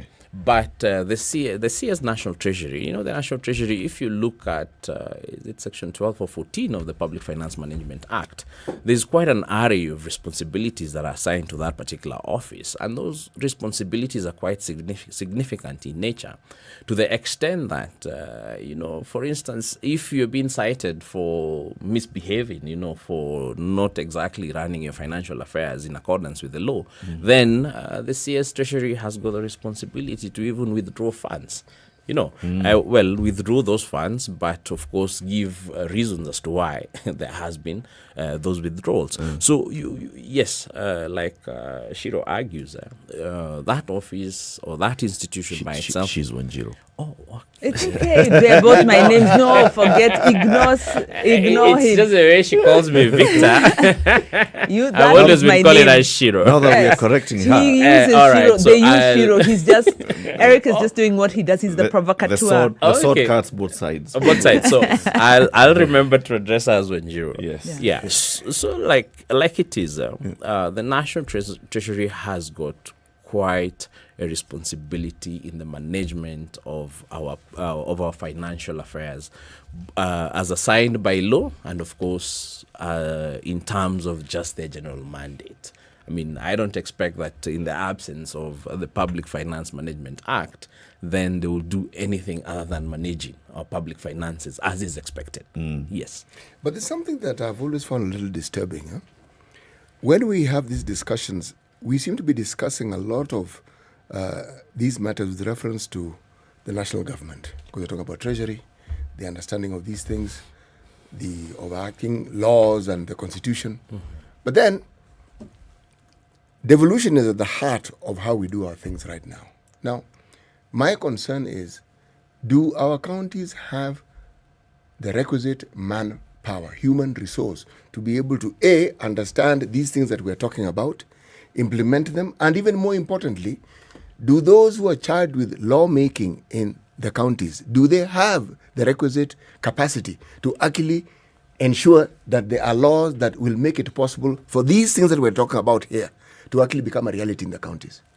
You're asking whether MCAs know this law, understand this law, have the capacity? They may even understand it. Do they have the capacity to ensure that there are lawmaking bodies as well, that they actually ensure that these things that we're talking about actually see the light of day within the counties? They play the oversight role. Yes. My sense with that question, or maybe we should hear from Victor first, because I'm like, you're missing the point, because when we talk about corruption and misappropriation and kleptocracy, it's not a capacity issue, it's a culture issue. Actually, it is a capacity issue in Wanjiro. I think it's a culture issue, and I think we have a very competent public service at the national level. At the county level, some of those public service whatever could be very political and compromised, I agree. But if you look, for instance, at the Auditor General report, there are counties like Makueni. There are some counties that have very high compliance. In fact, unqualified audits by Is there another county we can mention beyond Makueni? I'm trying to remember which others had unqualified audits by the Auditor General. So there is high compliance. Even if you look at the Controller budget reports, there are at least maybe half counties that are ranking somewhere in terms of compliance. So those that don't have good compliance, those that are stealing money, those that aren't complying, have poor leadership. And that poor leadership is intent on manipulating the system for private gain. So corruption is not a capacity issue, it's a culture issue. And that's my argument. Oddly, what do you think? Well, for me, this is it. I have even friends who work in those counties. I might not be in a position to doubt their capacity to do the job. Okay, I mean, we have counties, and you realize that there has been quite a shift in in human resource, and manpower. People have actually taken up jobs in those counties. The only problem is this: are they being given the opportunity to do that which they're supposed to do, or are they just fitting into a system and doing that which either they found being done or they have got nothing to do other than fit in and just continue with what is happening? Do you see mass resignations from counties, from these very competent people that you and Wanjiro are talking about, when they protest that they aren't being given the opportunity to do what and yet qualified they have the capacity? Why would they do that? So it's a culture issue then. Who resigns at national level? What is no one resigns. So they have the qualifications, yes, the competence, they have done it elsewhere, but when they get in here, they they basically which means they are actually not as competent as you think. Isn't that a Kenyan problem? Which professionals? Dr. Wandia Njoya says this: lack of professional integrity among the professional class is our key problem. They don't resign at national level either. That's what you call incompetence. You see, competence is not a question of having certain academic qualifications, on having worked or experience. No, it's not that. Or having worked in a system which you really don't have much option other than to do what is required of you. The wild west of the national government and the county governments, where you are surrounded with issues that are not only real, but they go against the very grain of what it is that you're supposed to do. That's the real test of your capacity. Now, if it overwhelms you, then you don't have the capacity. Well, I call it culture. Really? Culture. I'm not sure about that, though I would have to respect into semantics. But then the other part of CT's question, are the county assemblies adequately resourced, even in terms of understanding the law and the implications of the law, for them to be able to play that oversight role sufficiently? Well, generally, if I'm to give a scorecard, the county assemblies have not really risen to the occasion. They've not really been able to hold, the executive side of the county governments accountable to the extent of really wanting questions and, really asking questions or, getting answers on some of the things that have happened at the county level insofar as oversight is concerned. And they are not any different from, say, the National Assembly. Can I ask why? Yeah.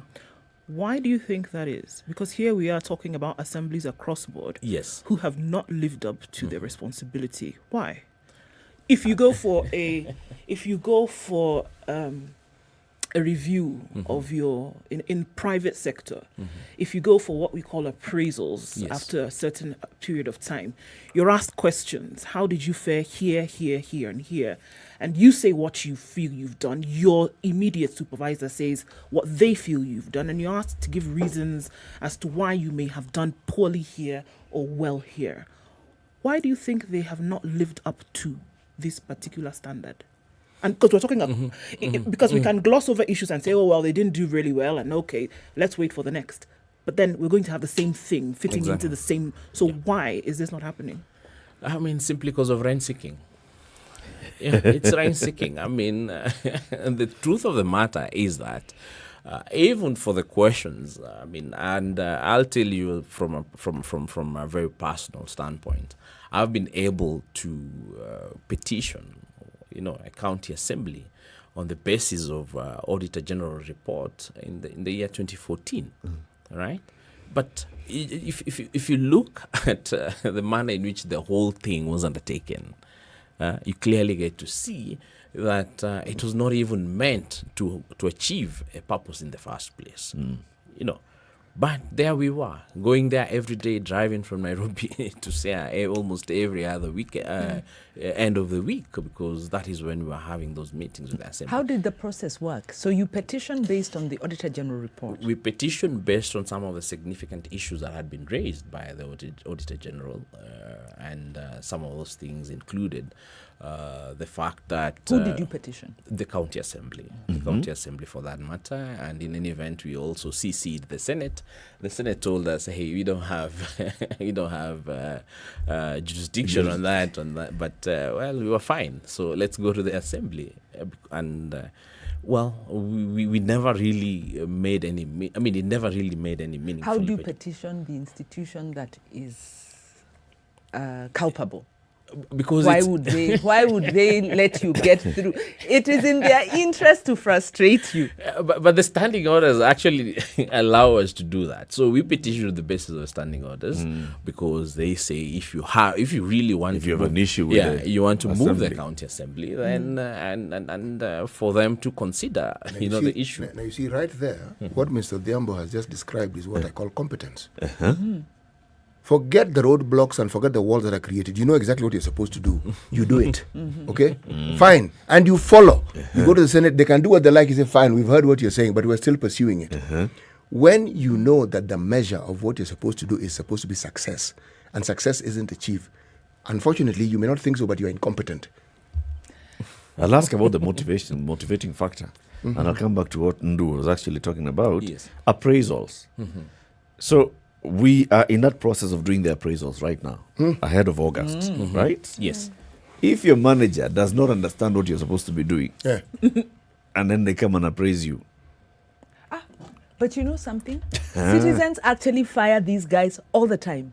The turnover rate of our MPs and Yes. MCAs is extremely high. Yes. The problem is we then go and The- hire the equally issue- or even more which incompetent. comes back to if the manager does not understand if the manager is going to fire you because You didn't build a road and that was not your job. Unaniongelesha vibaya. It was not your job to do that in the first You place. didn't get my son a job. Unaniongelesha vibaya. If they don't understand, you know, how Yeah. have you managed you your don't, finances? You don't talk. Yeah, you don't talk to us. Let's take a break. It's 7:30. This is Kenya's biggest conversation, the Situation Room. Eric Latiff, Okoh, CT Muga. We have two guests in the studio, Wanjiro Gikonyo of the Institute for Social Accountability and a public policy and fiscal decentralization expert, Okoh Akwom. We also have two other guests, Shiro and Victor. The studio is full this morning. It's a full studio. We'll be back shortly. Good morning.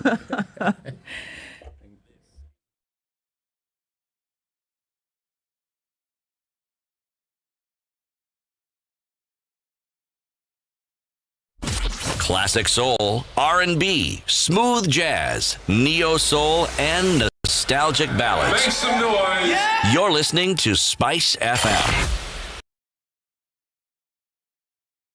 The only way to live your best life is to create a balance between work, love, and play. Smoking shisha and releasing things on your smoke like a Subaru. Right. You understand what I'm saying? Yes. And you want God to give you a man who has a mission and a vision. You may create an illusion of because he's younger, he's interested in me or he likes me, but he's using me. Text the word adult to 22840 to get the latest clips from Adults in the Room directly to your mobile phone. SMS adults to 22840. The Adults in the Room. Classic soul, R&B, smooth jazz, neo soul, and nostalgic ballads. Make some noise. Yeah. You're listening to Spice FM. Nabonga na watoi kujua mambo za online, pia na create time wafanye vitu offline. Chungeni gadgets na sites wana use, msiwache strangers wapate chance kuabuse. Wazazi watoi na mayouth wetu, usidanganywe, erevuka na ujibambe na burudani safe na masomo mtandaoni. For information, visit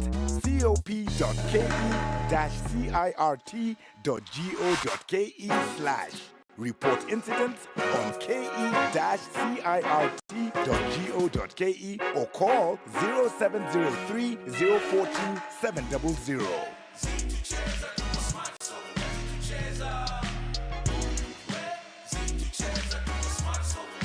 The Communications Authority of Kenya. Mawasiliano kwetu, nguvu kwako. Highs of 27 and lows of 15, 16 and sunny in Nakuru. Highs of 29 and lows of 14 today.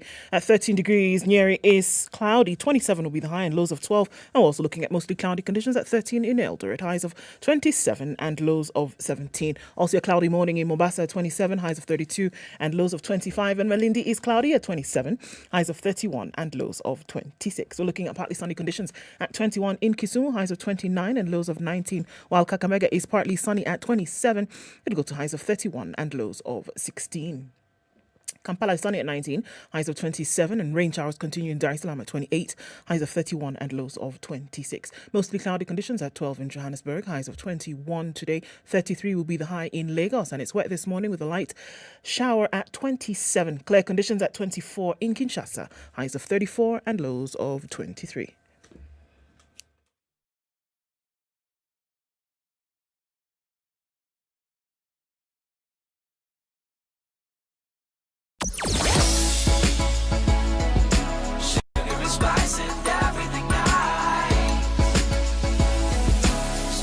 Okay, so Mombasa, the absolute mess this morning. We're looking at that bad accident that took place around Sabaki and then heading out towards the SGR. So just, the overpass close to the Gateway Mall being worked on this morning. And that's going to slow folks down quite some today. We're going to see in and outbound traffic, which has already begun. So sit tight, guys. It's going to take a while to get out of this one. But if you can get towards the ICD route, use that the long way well before you get to the SGR turnoff, and that's an option for you to get out of that this morning.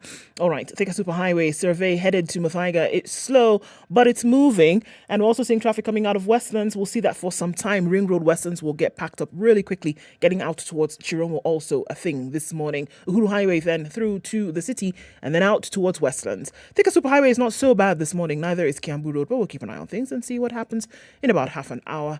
Let us know, guys. Talk to us on SpiceFM KE on Twitter. Text 40127.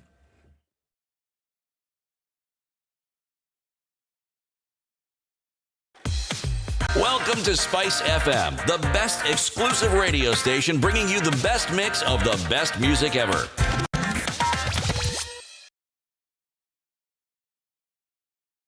Mature, intelligent talk every morning. Spice up yourself.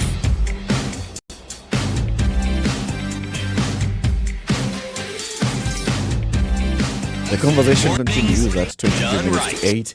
We are talking about the state of our public finance management as we head into the next general election. We know we've been talking about debt.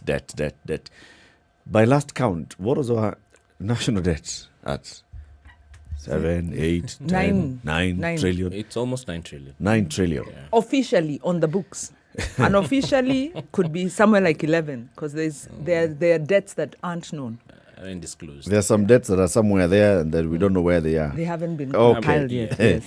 Legally, there's a ceiling yes. to the debt. And this is after National Assembly approved the raising of the ceiling.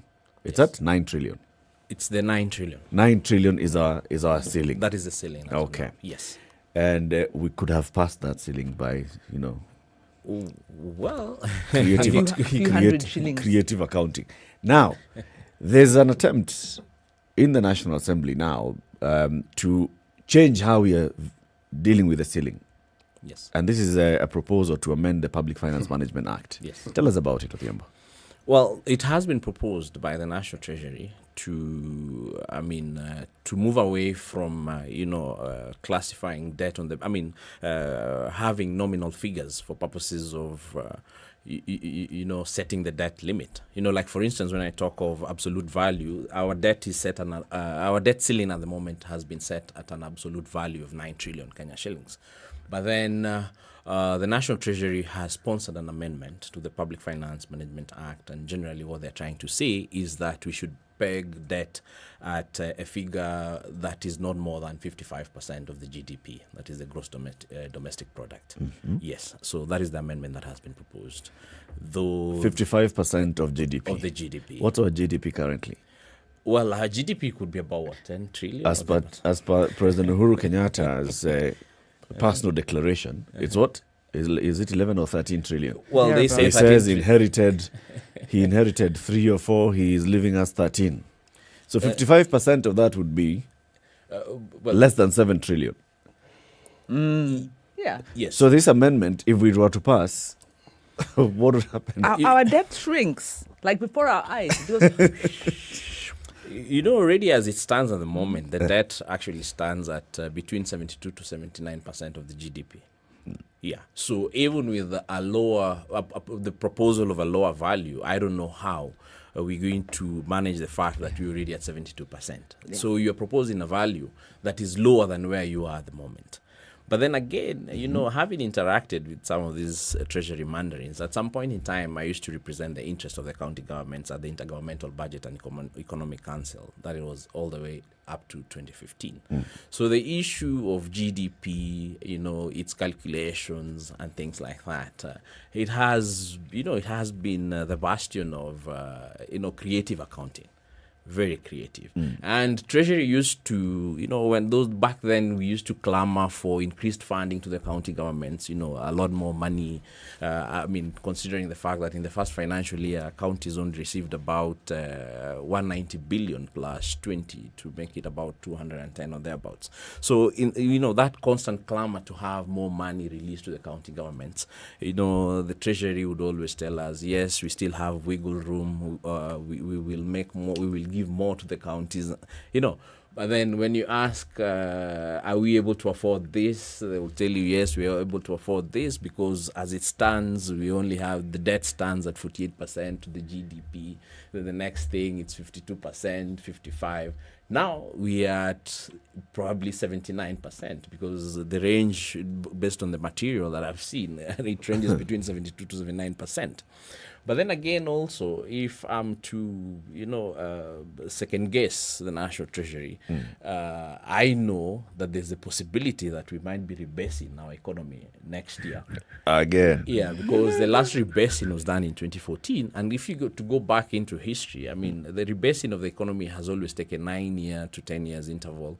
We first did it in 57, then I think 67, 76, 85. Then after 85, we did it in 2005, and the last one being 2014. So in the possibly likely event that we rebase our economy, then that might be one of the influencing factors.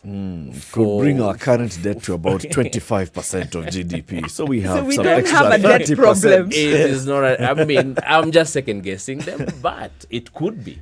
No, I think that is the only logical explanation to this. Yeah, that's the handshake. The only way that the National Treasury would go in and say, you know what, forget this 9 trillion number. Let's say 55%. Knowing full well that currently you are at 76%. So it's obvious because this GDP figure, we shall come back with another conversation. Not only that. And we are the ones who tell you what our GDP is. Exactly. Not only that. Now I understand why these amendments then say that in the event there is a breach of the debt ceiling. They have this wording because they want to remove the ceiling. Yes. They want to put the percentage. In the event that there is a breach, then the CS shall provide a memorandum explaining the reasons and the circumstances why there is a breach. So not only So the CS shall not even be requesting Parliament for approval to breach. The Yes. PS shall be All reporting they do is just after. to report the reasons After the as to fact. why there was one. They want After to the fact. delete what you call those hard. There are some hard rules. There are some budget hard constraints. hard budget constraints yeah. that have been written into the PFM because the writers of these laws, these guys, knew our culture. But and if you said, ask me, all they're doing is putting in black and white what they've been practicing over the last longest period of time. Agreed. It's been happening in this manner. What- Anyway, all that's happening now is that it's going to be established in They law. want to remove the lawyers from this whole story because lawyers so that they wrote will this not be thing asked in the hard- difficult Yes. questions or the roadblocks will not be put in there. Exactly what you're saying, the last bit. Yeah. Because you see, if they might be doing it, okay, but there's the opportunity to ask very difficult questions in the event that you're able to see that they're doing it. Okay, but the moment you do away with those opportunities to ask difficult questions, then you get into a comfort zone and you get to do it anyway. in But- fact, our whole petition, because we have a petition Yes. calling for the impeachment of the CS because of violating those very rules. Yes. So when you look there and say, this is somebody who's been cited in the Auditor General report, is then proposing amendments that you may argue there is a conflict of interests because once you're cited, your department, it's not the CS that's cited, it's the Treasury. Yeah, the institution. The institution in debt management for violations. So by removing these very rules that are the basis of the Auditor General now citing abuse, what are you saying? You're seeing there's a holder of an office actually lowering the transparency requirements of that office through proposed legal, trying to lower the accountability requirements. So no. Because it doesn't seem like it would be. Keep the standard here. Even if they don't comply, you can go to court. Exactly. I mean, the law will provide you the opportunity to go to court. Or but- the incoming government can decide to impeach if they have if they are that way. So this It brings back to that question about competency then. The people who are currently in the National Treasury know that with the change of government, they are likely going to move out of the National Treasury. The people who are currently running the executive know for sure that they are not going to be the head of the executive after the next election. So why would they be bringing this amendment now if the so-called mandarins in the National Treasury are not behind it? Because those are the ones who are going to be constant. You know, Eric, the thing is that we have a problem, and our problem is a debt problem. I mean, we can't run away from that fact. So the question is this: are we working towards solutions in terms of coming up with, reasonable measures to manage debt? I mean, you read the BPS, the budget policy statement. You see the Treasury saying we need to commit to, rationalizing expenses, cutting off expenses from, non-priority areas and things like that. But then again, you also get to read from the same document, them telling you that it might be difficult to achieve the same. All right? So you also look at the Division of Revenue Bill. Already within the Division of Revenue Bill, you can clearly see that in terms of the revenue projections they are in, we are committing 930 billion towards public debt servicing for the in this financial year. All right. You also look at it, you look at the BPS. The BPS is indicative of the fact that in terms of our budget deficit, we have a budget deficit of 846 billion. And the only, in terms of figures as reported, and I'm hoping they are correct or accurate, you also realize that in terms of wiggle room, in terms of the 9 trillion, ceiling, we only have about 400 billion to go. The moment in terms of space, that 9 trillion can only accommodate 400 billion. But our budget deficit is 846. So the moment you take in or factor in that deficit of 846 billion into the budget, then already you exceed. We have exceeded the ceiling. You exceed, So even the recommendation by the parliamentary committee was that you must find ways in which you reduce the figure from 846 to 400 billion, because that lies within the allowable limit. So that, to be in a nutshell, epitomizes the fact that we indeed do have a problem. In other words, we've been overspending. Exactly. And we've been spending on projects whose returns are not ascertained. So in terms of you put money, too much money, too quickly, but is the money going to come back? Some of them, like the SGR, continue to make losses. In fact, there's a story in today's paper. The Chinese have even handed it back to the Kenya government. They said, you're not making money, but we still have to pay that amount. And there are lots of other projects like that don't give the returns. We are overspending. Then the other part of that, which the Parliamentary Budget Office has said, is that we've had constant budget overruns. So we say this is what we are going to do, and we wind up exceeding. We actually have been borrowing more every year than we say we will borrow, so breaching, that's why we breached the ceiling. So instead of strengthening accountability, these amendments propose to weaken accountability. Also, once you move to a percentage figure, you're losing some of the detail that you need to measure debt. So even the transparency of how we measure debt, they're actually saying, listen, guys, this thing is really difficult and it's very complicated. So let's make the rules easier. Easy for us, Instead of trying to comply, they want to reduce the threshold of the law. So, in fact, this bill it's not even a bill, it's a policy. It is a bill, but it's on the Treasury side. It hasn't reached to Parliament. If Parliament enacts this, now that will be a scandal. What's the likelihood of Parliament enacting this? We had a conversation with some experts who are saying not a chance. Not a chance, okay. But I think as the public, we need to let our voice out and say, we know what you're trying to do, and we do not condone it. Is there any country in the world that has put into practice what we're discussing here? Well, from the way I know it, going by the literature that I've seen around you can actually use GDP for purposes of the same things that we're talking about, and the IMF, I think, recommends 40%, not more than 40%. Okay. But, we are looking at our Kenyan reality. So we're coming home. And when we come home, and you look at what has been happening in this country, because at one point in time we were going the GDP way, now we went into the absolute or nominal figure way, now we want to go back to the GDP way. But for me, I will not, if you ask me for my personal opinion, I'm not in support of going back to this 55% direction. But like, sorry. You see why I'm asking this question is because we have countries whose deficit is beyond 100% of their GDP.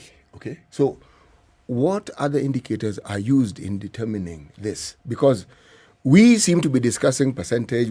Our discussion is focused on two perimeters.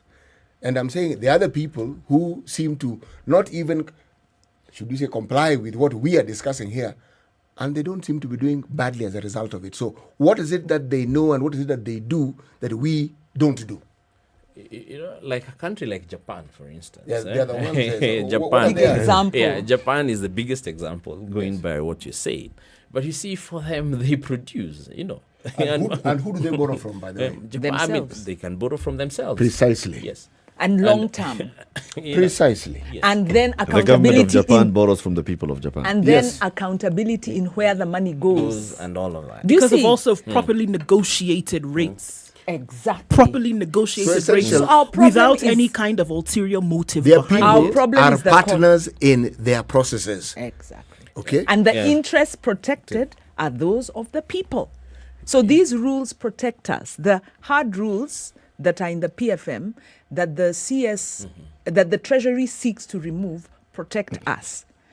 The absolute measure that helps us to say it is 9 trillion as opposed to a percentage of GDP where you can massage those numbers and grow the GDP so the percent goes down, which is what this government did. Yeah. You see, who's blowing the whistle here? Is it people in government or people like yourselves? It's us. It's us. Right. So these friends of yours who are in government whom you've been telling me are competent.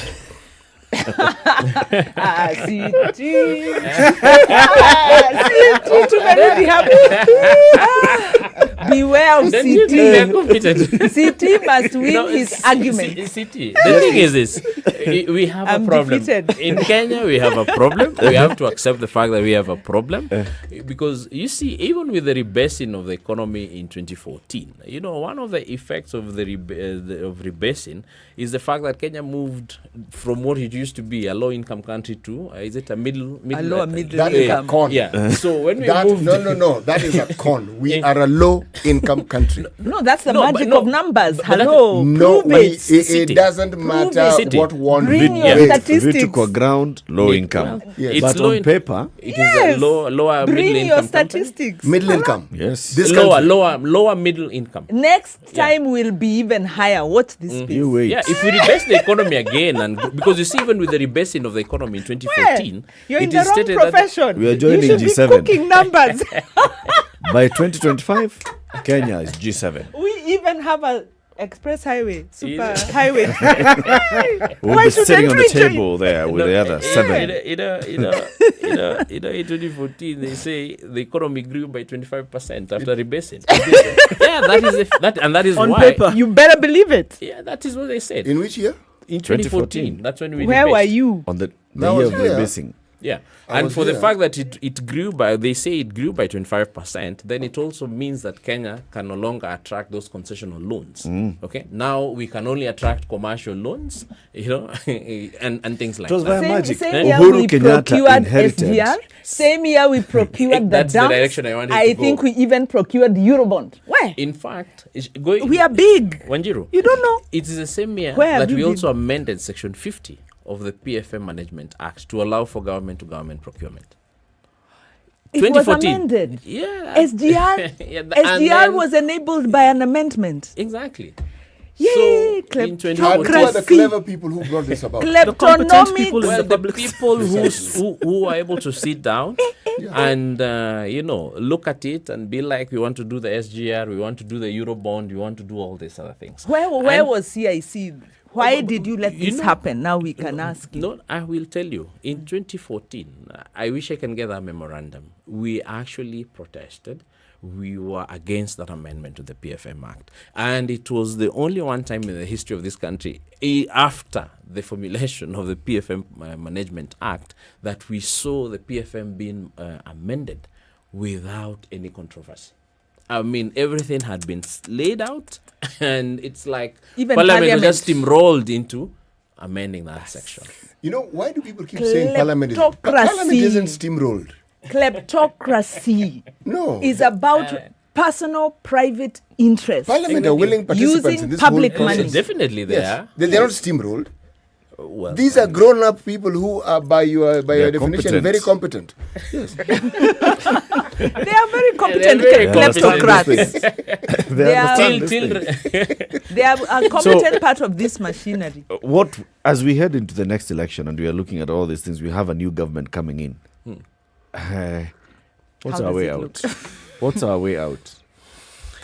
Can I suggest Can we get out one alive? view? Can I suggest one view? Yes.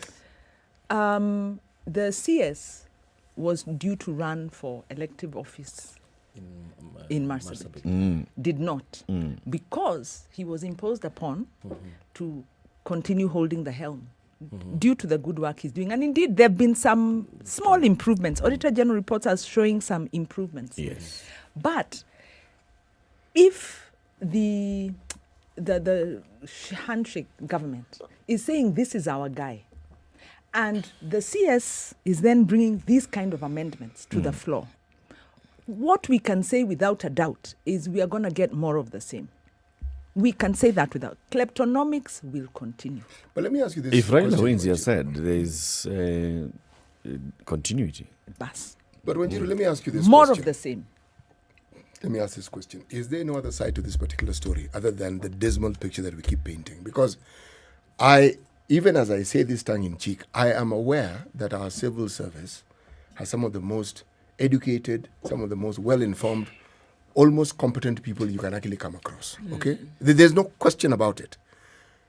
Now, are you telling me that all these people are walking along this path that we're calling disastrous, and they don't know that it's disastrous, and that there isn't any other story we can say regarding this that may actually shed a positive light into the whole story? That is all negative, really.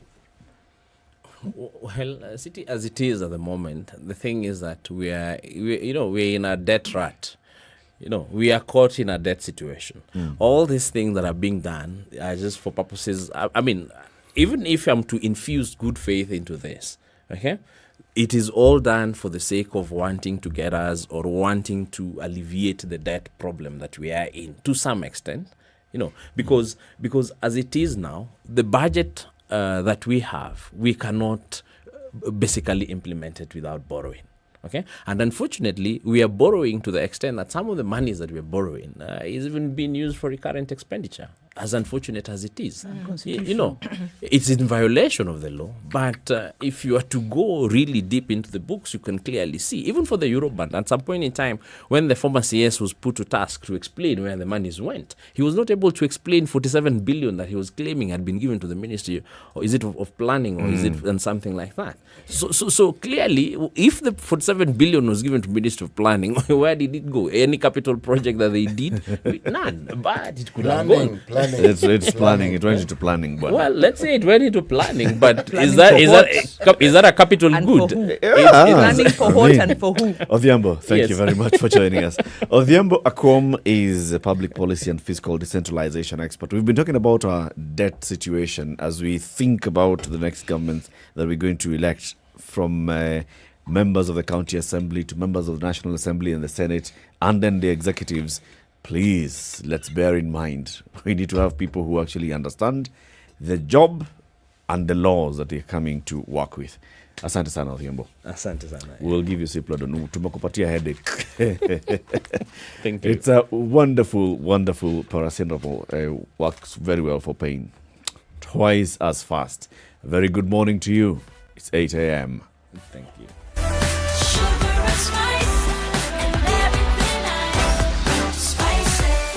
Spice up your life. The latest news from around the world. 94.4 Spice FM.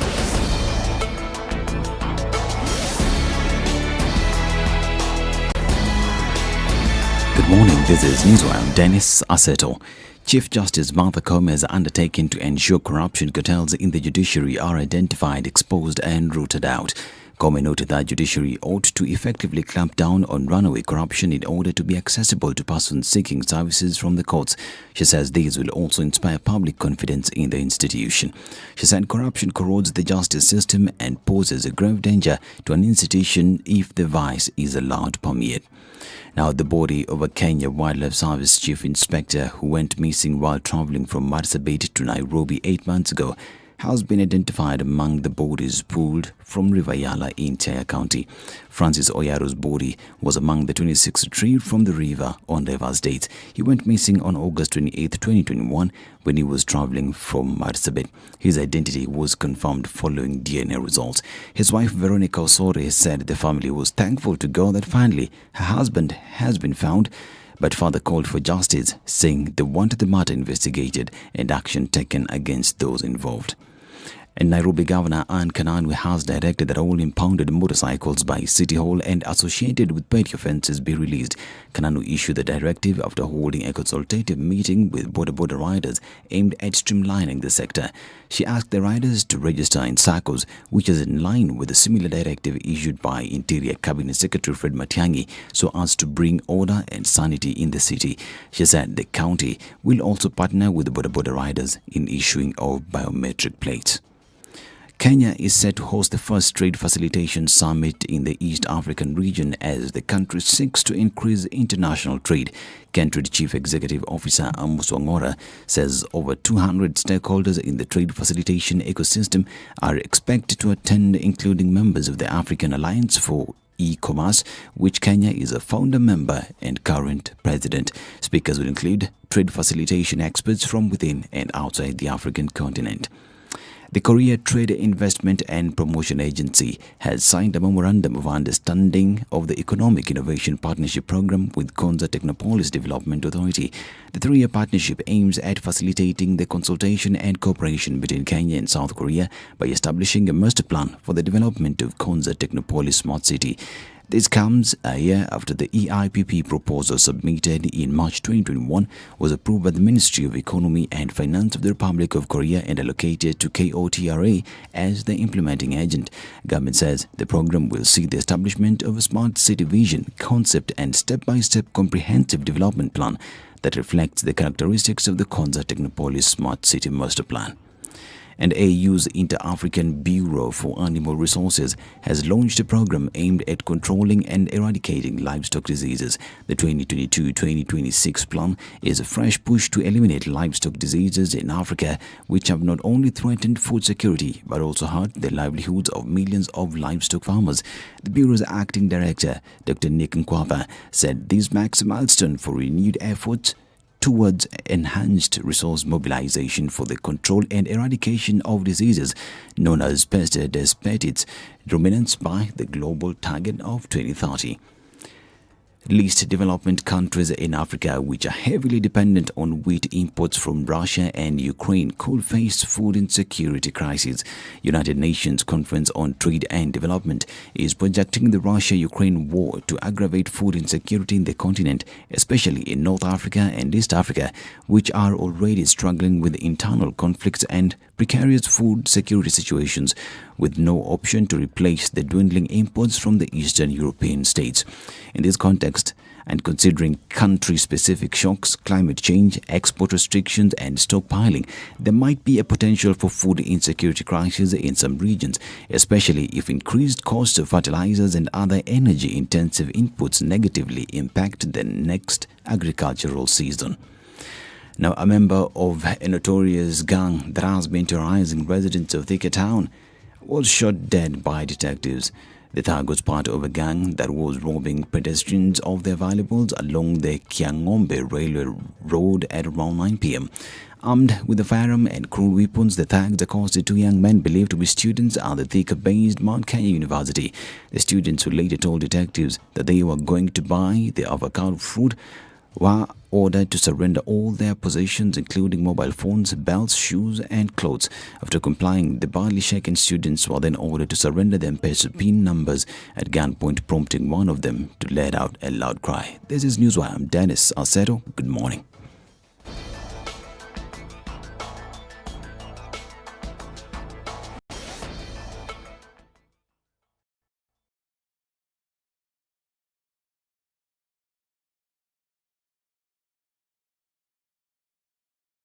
At a few minutes after 8 o'clock, what are we looking at here?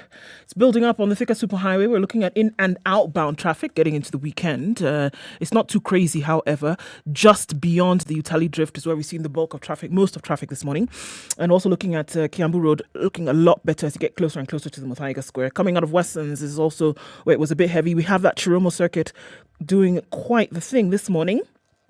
Coming off from Gong Road, going into the city, and then as well, Langata Road going towards the Timor roundabout. But again, not too crazy. Where did everybody go? That's a question this morning. But keep an eye on things. There's a terrible accident that took place on Mombasa Road this morning, and that's around Sabaki going out towards the SGR. So slow things down just a little bit. So that we're still dealing with the end part of that. The Eastern Bypass heading in the Ruai direction, very slow, bumper to bumper today. Not sure what's causing this one. North Airport Road, a little bit of traffic here and there, but again, nothing too backbreaking. Let's compare notes in a short while. SpiceFM KE on Twitter. Text us. What's going on? 40127.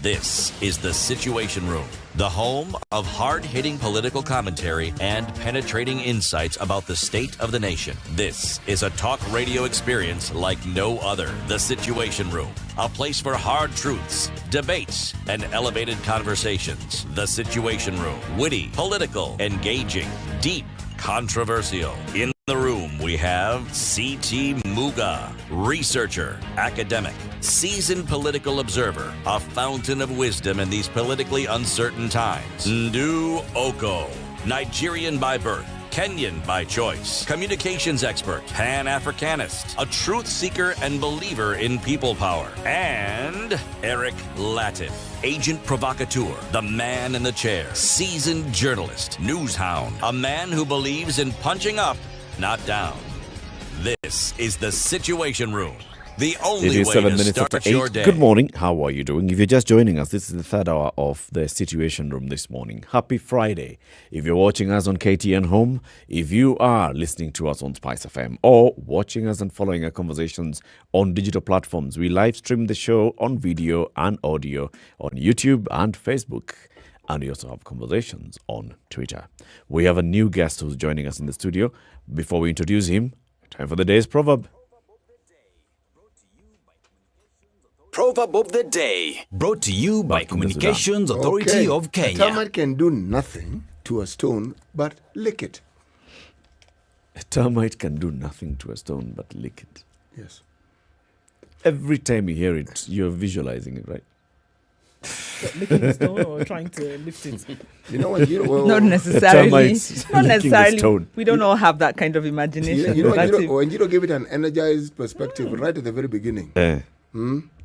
No, we moved from that. We did? Yes, our latest interpretation of this is that a collection of termites will move the stone. So this is a call for collective action.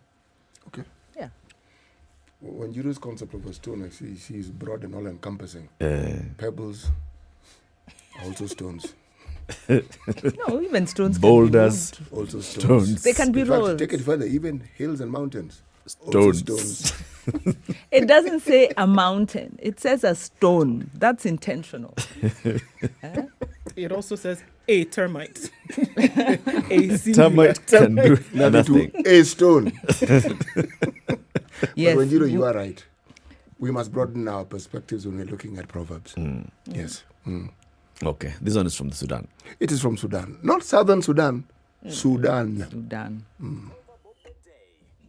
Proverb of the Day, brought to you by Communications Authority of Kenya. Teach your kids about online threats and how to stay safe online by reporting incidences of internet misuse to ke-cirt.go.ke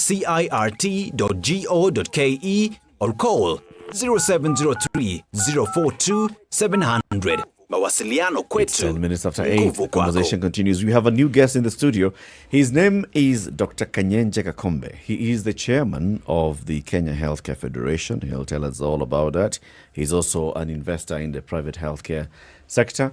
We are talking about universal health coverage. It's Health Fridays, like we said. Every Friday we'll have a conversation about healthcare in the country. Rolling out and upscaling of the universal health coverage countrywide and the role that the private sector has to play in this. Dr. Kakombe, thank you very much for joining us. Welcome to Kenya's biggest conversation. Thank you for having me. It is an honor to have you there. That is the hot seat. I'm saying it's an honor because, guys, let me now tell you the story he even doesn't know. In the first half of the 90s, I went to a certain high school on Thika Road. And there, during break time, you'd go and buy a loaf of bread.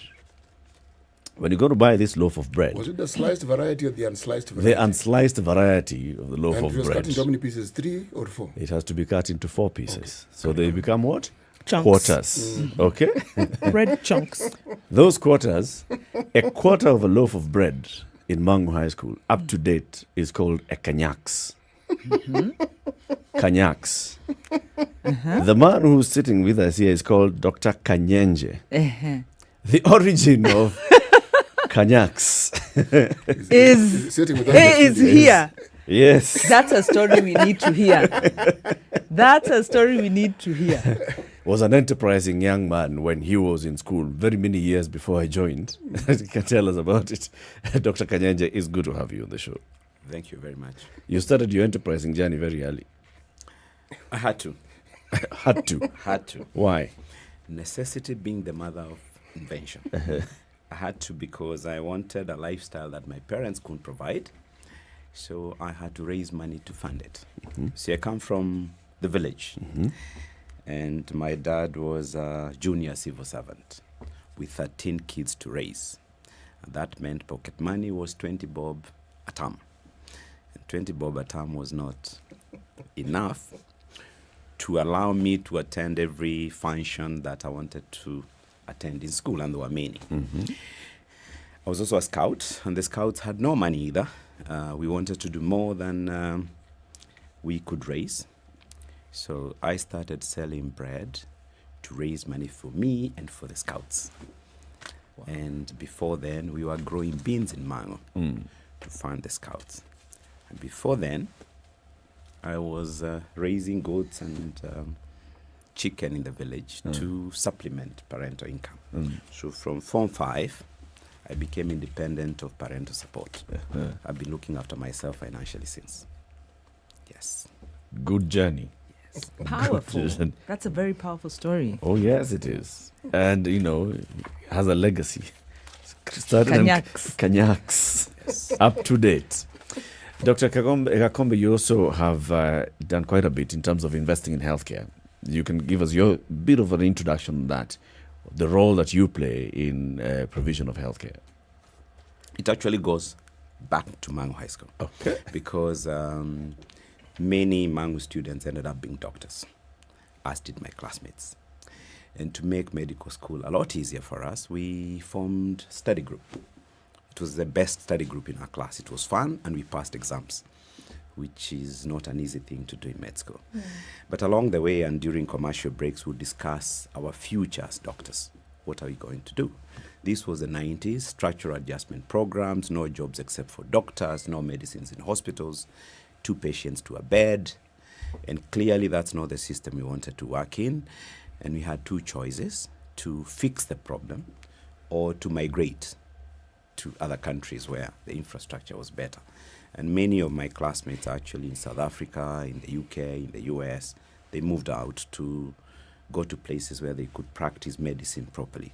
I stayed. I was the lazier one. I stayed. And I started Metropolitan Hospital to fill the gap between Kenyatta and the leading private hospitals, the Aga Khans, the Nairobi hospitals, in terms of quality and cost. The idea was to provide a hospital and hospitals where those who could not afford the leading private hospitals then would have an alternative, without having to go and congest Kenyatta and be two to a bed. So that was a basic thinking behind Metropolitan. So we raised money from the public. Interns are not very well paid. I think the salary then was 12,000. No, 6. We went on strike. The pay increased to 12,000. Actually, the strike took 3 months. The recent one is not the record breaker. The only difference is ours was illegal. Under the law. This one was by a legal union. Ours was by an illegal union. An illegal union, and not as highly publicized. Unions were not legal then for healthcare workers. But to raise the money, I'd worked in the stock exchange, so I knew how to raise money from the public by writing a prospectus. So we sold shares to 500 people, convinced them to build their own hospital. So the hospital I run actually doesn't belong to me. It belongs to a group of people. I'm the public face of it. It's owned by patients and their doctors. And we've been doing that since 1994.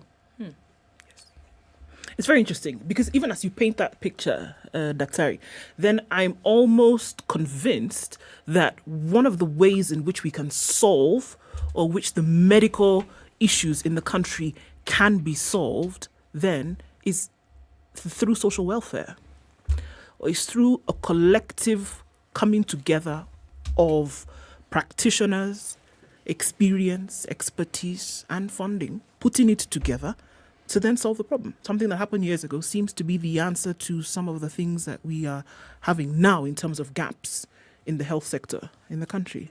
You are right. And in actual fact, a lot of healthcare infrastructure was built that way. If you look at the Aga Khan Hospital, it was started as a community hospital. You know, a community that felt they had no healthcare infrastructure, they built their own. The same applies to Guru Nanak as does apply to the MP Shah Hospital and to the Nairobi Hospital. They were all community hospitals that eventually opened to everyone else. And across the world, most healthcare infrastructure hospitals were built by communities, either around a church or around a particular ethnic group or a racial group, but they were community owned. It's only in recent times across the world that you have profit-seeking hospitals, or what they call private for profit. For the longest time, healthcare provision infrastructure was community owned, church or community owned. We simply put a new twist to it and brought shareholders who would expect a return on their capital. And that has become a growing area of investment, and the fastest growing actually, because missionaries are no longer coming to put up healthcare infrastructure. And I dare say schools were also started the same way. The school we went to was started by missionaries. And many schools in many communities are built by the local community who feels Serikali is not around. So they get together and build the infrastructure to take care of their needs. So it's a fairly old concept. What we did was to do it in a different way. Right. Yes. What role do you think then that model can play today? Because, I mean, there's so many things that are going on right now, healthcare-wise, right? There's so many balls that are up in the air. Universal health coverage being rolled out this year. The questions in terms of what the national insurance body then will or will not be able to do. And then we looking at it as a responsibility solely of government to be able to sort out this issue. And is it now time for us to maybe really look at it and say it cannot be the sole responsibility of government to have this thing done in the manner in which it ought to be done? That's a direction we have to go. There is no government which is wealthy enough globally to fully take care of the health needs, perhaps with the exception of Scandinavia. You know, the Norwegians are first world economy with oil as extra. They can afford purely tax-funded healthcare. The rest of the world, you need a combination. Even the UK is struggling with a purely tax-funded system. And actually, Kenya's initial healthcare system is like the UK one, tax-funded. But in a lot of countries, there was realization that tax money is not enough. Why? Healthcare technology has made many more things possible. You know, in the 1940s, if your heart was not working well, you are consigned to an early grave. If you got many diseases, you died. You know, many times healthcare doctors were part of our job was to prepare people for death because there was very little we could do. Surgery has only developed a lot from the 1950s onwards. So as technology evolves, as the ability to treat cancer increases, as the ability to keep people alive gets better, and coupled with aging populations, and in Africa, many more babies. That means the money, the generation capacity of the country is not adequate to match the growing needs of the population. And the only solution is, A, to find ways to raise more money. And that's what you're attempting to do by making NHIF a mandate. 2 is to use the money that is available well, which is an area we need to work on a lot more. Because the fact of the matter is that the healthcare system globally is wasteful, and some are more wasteful than others. It's highly labor intensive, highly paper intensive, and there are many more things we can do. Explain the wastefulness that you mentioned. Right. The first one is what I call appropriate care. If you take, this is the circumcision season in certain communities. If you want pediatric surgeons to be the ones to do circumcision for boys, that's a waste. Those surgeons would be better employed doing much more serious surgical work. That is something to be done by doctors with 2-3 years experience. If you want obstetricians to do deliveries of women who have no complications, that means we are deploying far much more advanced capacity than we need. If you want nurses to make beds after training for 3.5 years, that costs. That's a job you can train somebody for 6 months to do. So it is structural wastefulness in terms of the way we are organized. And then you throw in the procurement chain. You throw in using expensive medicines when there are cheaper alternatives, you know, quality, generics. So there are many things to do to make the system more efficient. You know, the insurers call it fraud, waste, and abuse. We don't like, I'm a provider, we don't like the use of those terms. Some are simply structural problems that we need to look at and make sure that we are getting value for money. And in the public system, where people don't pay, it's grant funded. A missionary doctor once told me that in a public healthcare system, every extra patient is a nuisance. Since I'm already paid, whether anyone turns up or not, then any person who comes to queue is a nuisance. You know, and I had to go through a mind shift. I did my internship in Kenyatta. A good night is when nobody turned up. No one, no patient. That's a good night. You know, in a private hospital, that's a very bad night, where no patient chooses to come to you because you're on your way to closing. So finding the right incentive system where we are incentivized to take care of those who need care without fraud, waste, and abuse is critical. But you know, Dr. Gakombe. No, please, go ahead. Yeah, thanks. Dr. Gakombe, the challenges you're citing, as we roll out the UHC, these sound like the issues that bedevil UHC that we need to deal with. In your view, are we dealing with this? Is UHC adequately dealing with the governance? Is it adequately dealing with the partnerships between the public and the private?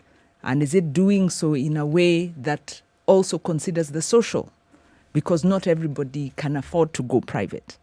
So is the governance being handled? And are these partnerships anticipated and being managed well as we roll out the UHC, in your view? Not as well as they should. Actually, healthcare has always been a PPP. It's always been a private-public partnership. You know, today we are talking about PPPs in roads and other things. You know, the expressway is one. The fundamental fact is that healthcare has always been, you know, a three-way partnership: faith-based, state, and private for profit. And one of the most successful programs we've run in this country is called the Kenya Expanded Program for Immunization. It's been going on for a long time. And children can get vaccines in any facility. The only difference between public and private, that in the private sector, the vaccine is free. You charge for your labor. Great. So you are not expected to charge a lot. The same applies to HIV. We provide HIV care. The drugs are free. We only charge for dispensing and the labor for looking after the patients. So somebody pays 300 shillings for a HIV visit because the drugs are provided to us free. And the same thing for child immunization. The challenge comes when NHIF is confused for a parastatal. NHIF is not a parastatal. It's actually a trust. The money is ours. It sits with the Ministry of Health. But when you truly think about its foundational nature, NHIF ought to be a trust, like NSSF. And its only job should be to pay for its members. You know, should not be bothered about whether counties are building hospitals or not. It should be saying we will pay for dialysis to those who provide dialysis of acceptable quality. With the money they have given us. And the money should follow the member. You know? So the rates are set, and you can then go to whichever facility that is giving you care. And the ones that are providing good quality care will be the ones that will grow. The ones that are not will take the road to an early grave. And there's something that came with devolution that we have not fully addressed. Because you see, the biggest function for a county, for a governor, is actually healthcare. It's not roads, it's not security. Those are national duties. The biggest job a governor should be doing is to provide healthcare to those who live in the county. However, there are no county boundaries. It's a river or a road or some plant on the road. Or an imaginary line. Yes. So that means that people from, and I like citing the example of Murang'a, because that's where I was born. Thika Hospital is in Kiambu County. But it's just across the border.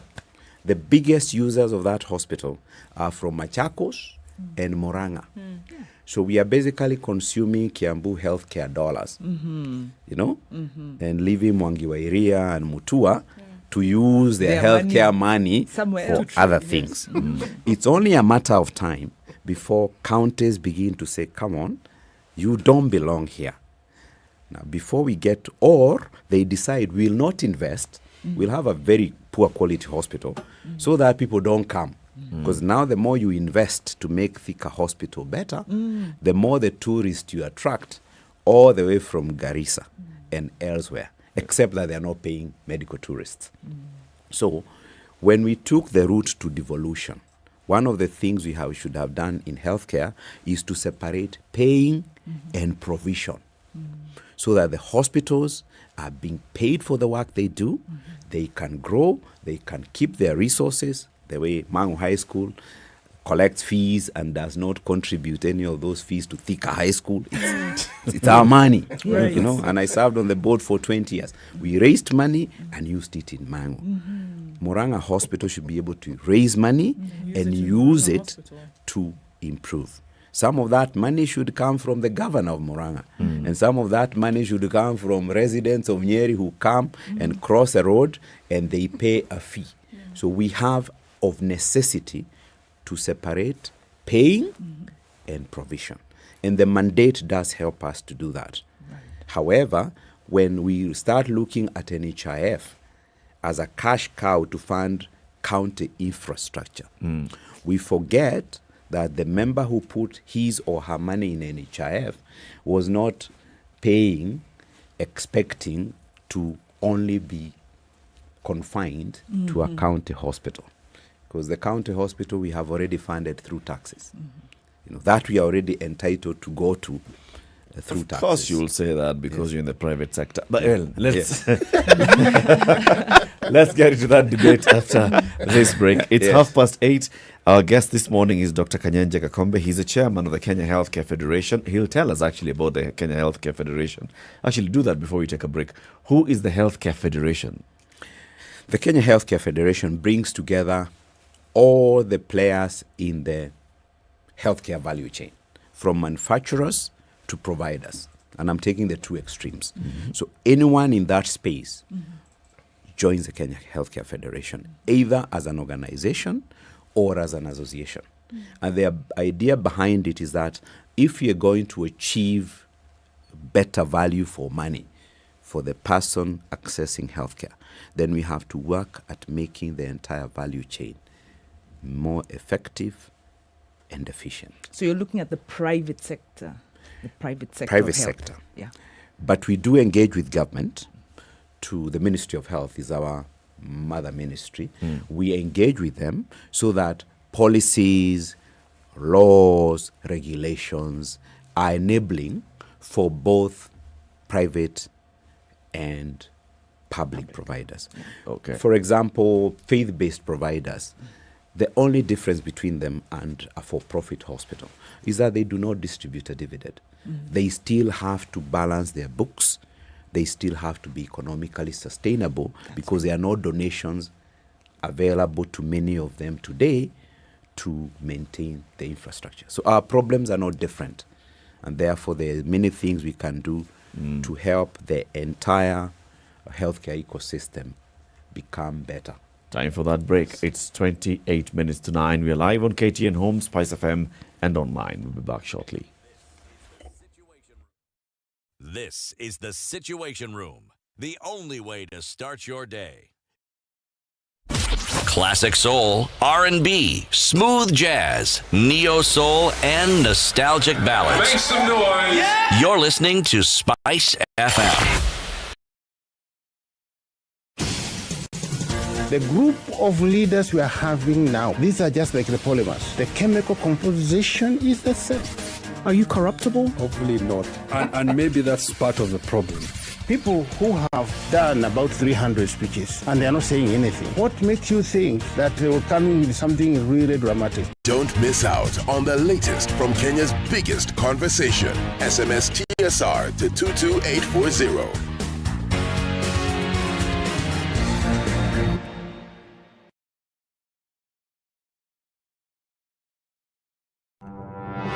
If I'm found guilty, there is no problem. I'm willing to serve.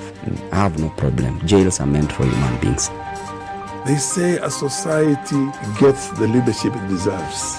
If you have a corrupt, crooked, and rotten society like we have in Kenya, then of course they will get that kind of a leadership. I think the president should dissolve parliament. That's the best solution at this moment in time. Dissolve parliament. All of you go home. Yes, we all go home. How are we encouraging other people who might have new and creative ideas? Young people who are making money without any government help. They are just buying their own bundles. They are going on TikTok and making money. KRA is coming after them. I've been in parliament for 15 years. We have been unable to pass the gender law. And yet no presidential candidate is talking about it now. Because we are fake. The truth is, all the men refused to vote for that law. What did Sonko do to Pumwani maternity hospital? Yeah, he with cleaned his it up. own money. Cleaned it with his own money. That was him as an individual. Yeah. And I did not say he was cleaning his own money. I was saying he cleaned it. 19 degrees and sunny conditions in Nairobi, highs of 27 and lows of 16. At 17, Nakuru is sunny. We'll see highs of 29 and lows of 13. 27 will be the high in Nyeri, where it's mostly cloudy at 16, and we'll see lows of 11. Mostly cloudy at 16 in Eldoret, highs of 27 and lows of 12. And we're looking at now light rain in parts of Mombasa at 28 with highs of 32 and lows of 25. Malindi is cloudy at 28, highs of 31 and lows of 26. It's partly sunny at 20 in Kisumu. We'll see highs of 29 and lows of 19, and it's partly sunny at 21 in Kakamega. highs of 31 and lows of 16. Kampala is sunny at 21, highs of 27 and lows of 19. And it continues to rain in Dar es Salaam at 28, highs of 31 and lows of 26. We're looking at partly sunny conditions at 13 in Johannesburg, highs of 21 and lows of 12, while it's raining in Lagos at 27. We'll see highs of 33, and the sun is out in Kinshasa at 24. It'll go to highs of 34 and lows of 23.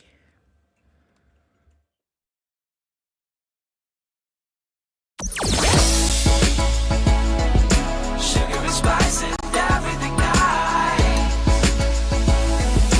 SpiceFM. Spice up your life. Traffic continues on Mombasa Road today. Really heavy outbound traffic right around Imaradaima is what we're looking at. A little heavier than most days today. And we're looking at that whole circuit then coming out at North Airport Road today and heading out then towards the Eastern Bypass or towards Outer Ring. A little bit crazy at that junction. We'll keep an eye on that one. Langata Road has not behaved too poorly today, so well done. Going off of Uhuru Highway into the city, you'll see some action then out towards Westlands and Ring Road Westlands, of course, with some traffic and then heading out towards Chiromo, but again, not too bad. Muranga Road going into Ngara East and West, not too bad as you get into the city at the Globe Cinema overpass and coming off a thicker superhighway. Looks like traffic hour ended early. Just some traffic right before Muthaiga Square coming off of Kiambu Road as well. Let's keep an eye on things. Deep into Gigiri, we see some traffic there coming out then towards Limuru Road. But manageable levels is what we see by now. All right, we'll take a look in a short while and then let's talk on SpiceFM KE on Twitter, text 40127.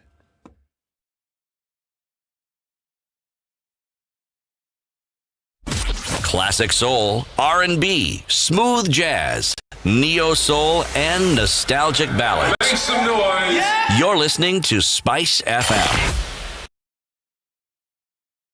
Mature, intelligent talk every morning.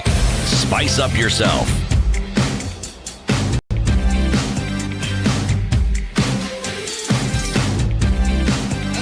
Mornings. All right, 23 minutes to 9. 94.4 Spice FM, Nairobi. Spice FM online, YouTube and Facebook, and also on KTN Home.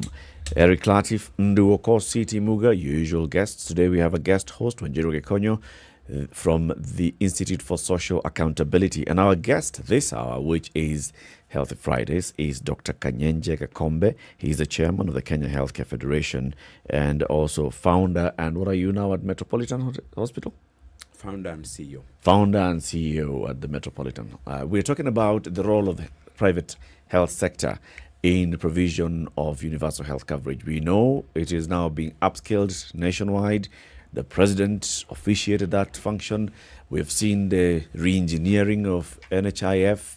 There's a new law that is soon, once regulations are gazetted, will make everybody be a mandatory contributor to NHIF. It'll have a lot more money. Dr. Kanyenje was saying, we need to understand what NHIF is. It's a trust and not a parastatal.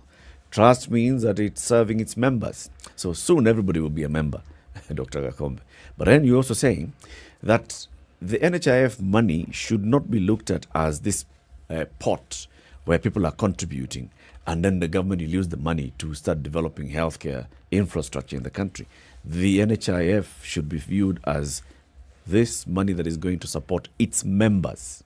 So money should follow member.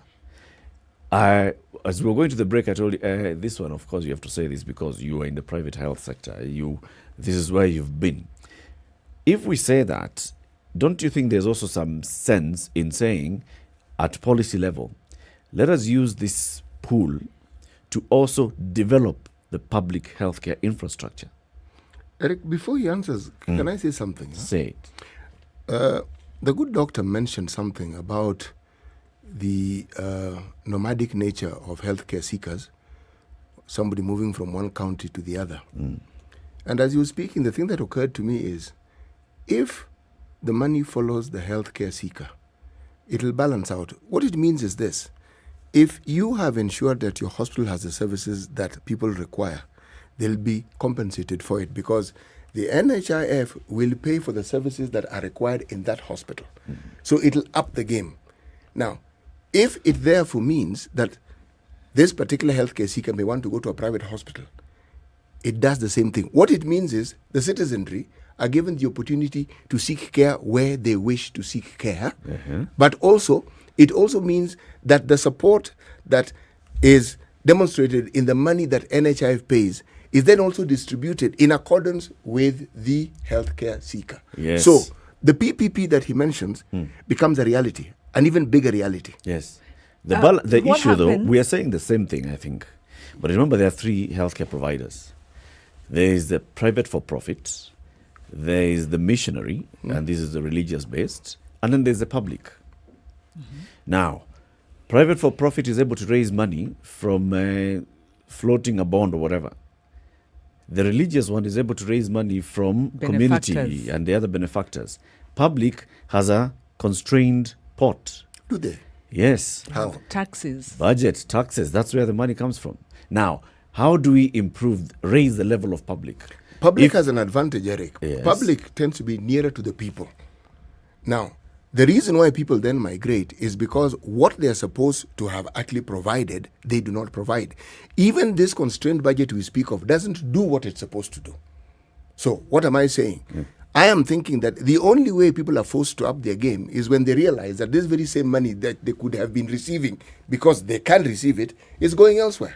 But the question becomes, Daktari, and I think it's a very useful conversation, if the money follows the user, as we stand right now, private hospitals will be at a higher level of performance, and that's where the users will prefer to go. So that means the money will continue to follow the well-endowed hospitals, maybe even the better-managed hospitals.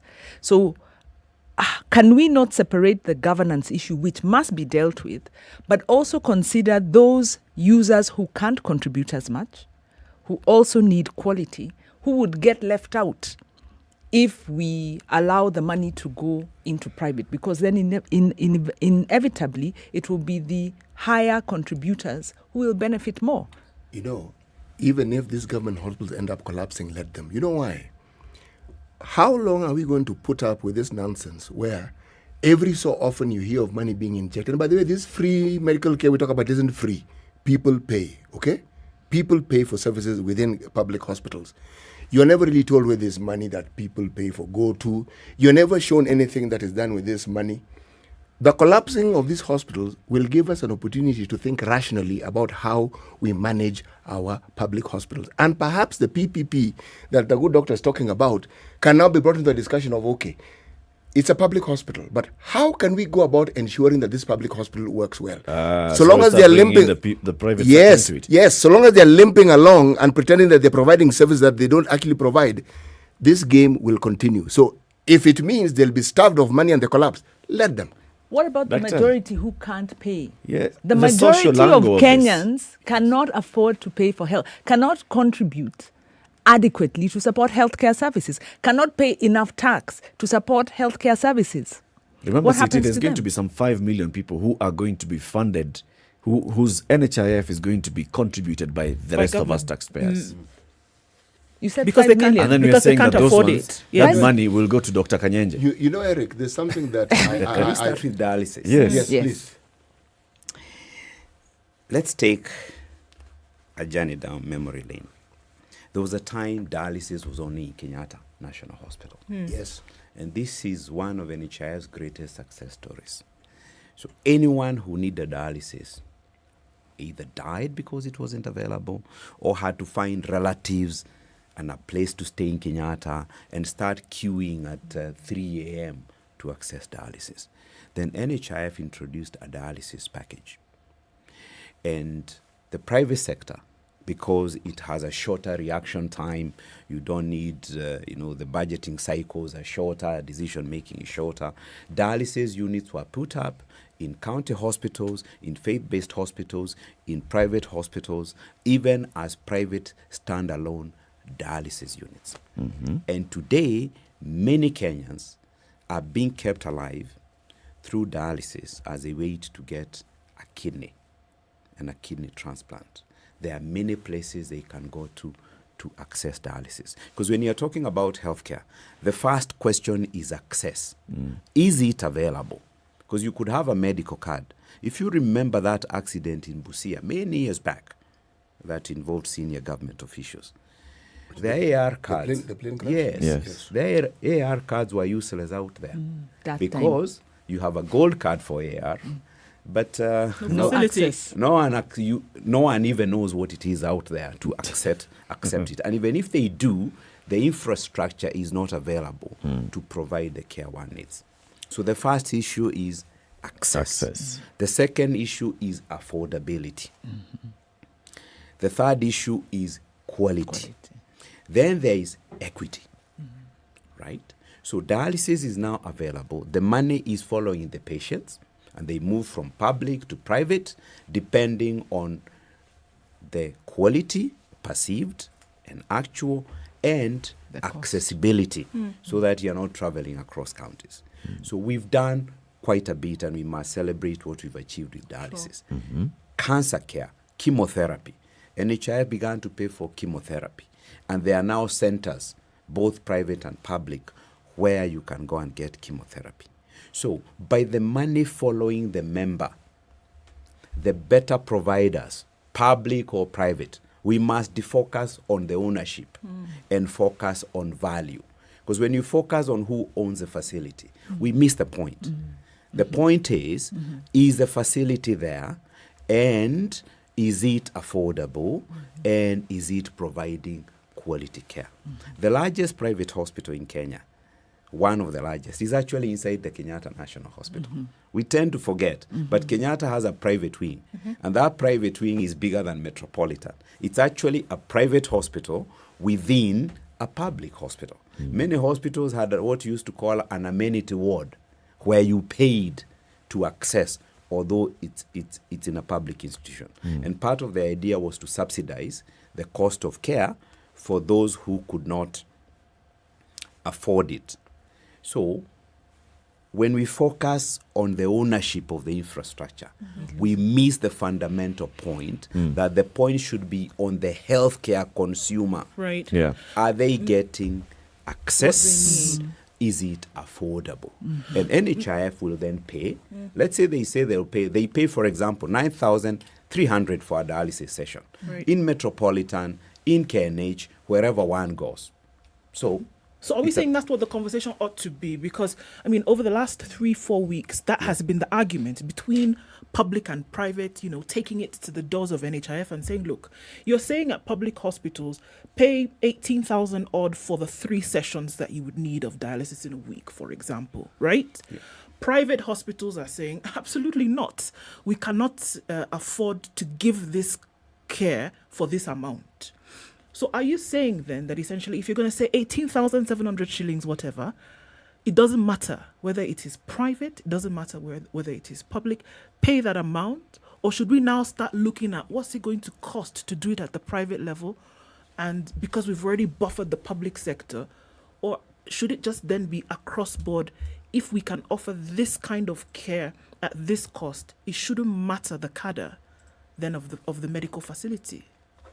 What we should do is to look at the real cost of providing care. Labor, infrastructure, everything. And then say, for private, you are also getting compensated for infrastructure and labor. In the public sector, taxpayers have already paid for the infrastructure and the labor. So you get less. The alternative is we stop funding hospitals directly through grants and pay them for work done. And actually that's the simplest. In order to focus away from this whole argument of private or public, let us say, let Moranga Hospital earn its money by providing care. They are paid for every patient they treat. And they live or die on the basis of attracting patients. They'll now go out and say, we are very good people. We don't keep you waiting, because in the absence of doing that, they'll cease to exist. Yeah. So, and would that be the better way to go, Dr. Because as you say all these things, the number one, and you've insisted, the number one conversation is access. Yes. Now, access means investment. Yes. Public investment has been dwindling over time, and that's why the private has actually been rising. Now, how do we encourage and increase public investment into this? But can I add, even before because now we were discussing it earlier, we've discussed it before. It's about priorities. Government invests in infrastructure all the time. But what infrastructure are they investing in? At what cost and what value? That is the crux of the problem. Because CDF has I think, is it now on 40 billion that goes towards the Constituency Development Fund. Then you have the government, the CS of Education, saying that they have appropriated money to build CBC classrooms. Yep. And you're saying, but you have the CDF, what does it do? And it's an infrastructure fund. So it's about priorities. Dr. Let me ask this question.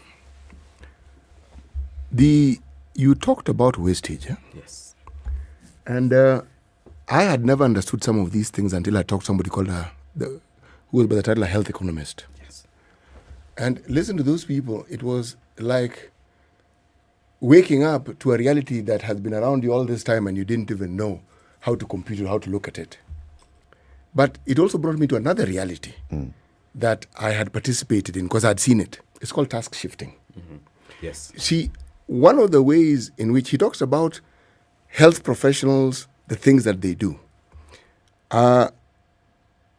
In the work of care and treatment for people who had HIV, one of the things that was realized was precisely that. You don't need a doctor to perform circumcision. And I saw the task shifting to somebody with a clinical background, a nurse, a clinical officer, performing circumcision and performing it well. Now, what am I saying? I'm saying the conversation is actually a lot richer than we sometimes make it. Because we've limited the discussion to them against us or us against them, meaning they're these private people. And yet the people that are being talked of are the same. It's Kenyans who... It's the same patient. Same. They're not different patients. And yet the honest conversation, as I look at it, there's enough money in healthcare for the private, for the faith-based organizations, and for the public. But we have to find a matrix that forces the public healthcare service to focus on service delivery as a point at which they can then benefit from all these resources that are actually available. Because they tend to be comfortable and lazy because there are certain things they are guaranteed. So they don't even need to raise the bar because they're a public hospital. But when they're forced to compete like other people, then, one, the patient benefits from that element of competition. And as a good doctor said, I liked it, the money follows the patient. So you, the healthcare provider, will want that patient to come to you so that their money can follow them. Are you agreeing then with what the doctor was saying? Maybe one of the solutions or the best solutions would be stop giving grants to public hospitals. I agree with him 100%. Because it's something, it works. You know this story. The grant goes to a patient, Wanjiro. I agree with that. It's not to the person. Not to the institution. When it comes to this facility, if Wanjiro today goes to this particular facility, the money that you pay there, including the money that is subsidized for your service that you get, will then be left in this hospital. They will improve their care. However, all funding to the health sector, to healthcare, doesn't come from NHIF. That's one of the sources. True. The other one is coming from Kenya, government. No, it's coming from the Kenyan taxpayer. Actually, it's all from the Kenyan taxpayers Yes. and donor grants. Government is spending 8% of the budget on healthcare. It's supposed to be at 15%. So yes, I agree.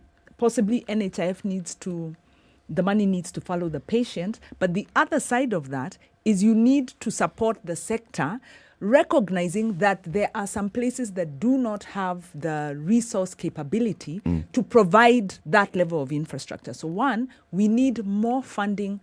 We need to be intentional about the infrastructure and where it's needed. Alongside that, we need to pay attention to the governance, because a lot of these problems have to do with the rent seeking and the corruption. And then lastly, there is maybe some 10-15% of the population who do not seek medical care because they can't afford it. I don't know if this has changed, but there was the government public expenditure review of 2017 showed that there are Kenyans who just don't bother. because it's too Because expensive. they know they will not afford it anyway. They will not afford it. Even these private solutions, they don't do it. So we have to consider those people who are still out, even after the money follows the patient. There are those sections, the extremely marginalized of our, of our population, who needs affirmative action, who need to be protected. Daktari, now give us your thoughts on that. The first thing I want to say is the biggest competitor to private hospitals is not public ones. It's actually public health. When you prevent disease, my entire COVID unit, 43 beds, is empty. And I'm not looking for patients to fill it. I'd rather it stays empty and we find another use for it. Why? Because our public health interventions have taken COVID down to a level where we do not need the infrastructure. When COVID was at the peak, Nairobi Hospital built a 150-person facility. Aga Khan expanded. We moved from 0 to 43 beds, moved from no ICU to an ICU. My point is, and we tend to forget, and I like what he said, we tend to forget that the first job of a healthcare system is prevention. There is no country on earth that is rich enough, that has enough capability to look after everybody who is, if we all fall sick at the same time. Nobody. You saw it in Italy, in Spain, in the US, one pandemic, COVID, and systems collapsed. So pillar number one, prevention. Accidents, food quality, alcohol abuse, drug abuse. A lot of focus should be there so that we reduce the number of people going to hospitals. The mistake we make is to think healthcare starts at the hospital gate. Healthcare starts in the community, what we call level 1. And a lot of intervention should be there by community health workers. That is where the counties should be investing. That's where the government should be investing in agriculture, in accident prevention, in regulating the operators, because that means you reduce the number of people who need to go through the hospital gate. Because the moment you go to curative health, it is expensive the world over. So we must make sure the number reduces seriously. Number 2, we should not assume that Kenyans don't know. Kenyans go seeking healthcare across the world, right? And generally they are looking for where they will get good quality treatment affordably. When people say they are going to India, they say 2 things. 1, we are not happy with the quality here. And 2, we are not happy with the price here. So we, KHF, have to work with our members to address the traffic to India, because India, South Africa, and other countries are competitors. Right. Then 3, as long as many people are poor, there won't be enough money, right? Generally, when somebody gets a job, 2 things happen. 1, they become a taxpayer, and 2, the employer will probably cover them medically. So for every Kenyan who gets a job, there is more money for many things, including healthcare, and that person can now depend on themselves. So government, like a good parent, should be very busy graduating Kenyans from being dependents to being contributors to the Commonwealth. Because as long as people are poor, and I know this because during COVID, I had to take a vaccination camp to my village. Why? COVID vaccines were available in Moranga town, but the fare is 200. You go, you don't find the vaccine, you go again, you end up spending 1,000 bob to access COVID vaccination. So we had to take it to the community where they could walk. So some people don't access healthcare because the transport itself is beyond their budget. So community focus on economic growth, and then identifying those who cannot afford, and we fund them as a country. But instead of giving grants, we give them a card, and their money will follow, the service that they get. Service that they Asante got. sana. Daktari, 1 hour is a short time. You'll come again. We continue this conversation. Dr. Kanyenje Gakombe is the chairman of the Kenya Healthcare Federation, also founder and CEO of the Metropolitan Hospital in Nairobi. We've been talking about the role that the private sector has to play in the successful implementation of universal health coverage. Thank you very much, Doc, for coming. See you again soon. Thank you for having me. And thank you to the audience that has been watching us on KTN Home. The conversations continue on SpiceFM and on YouTube and Facebook. Good morning. It's 9 a.m.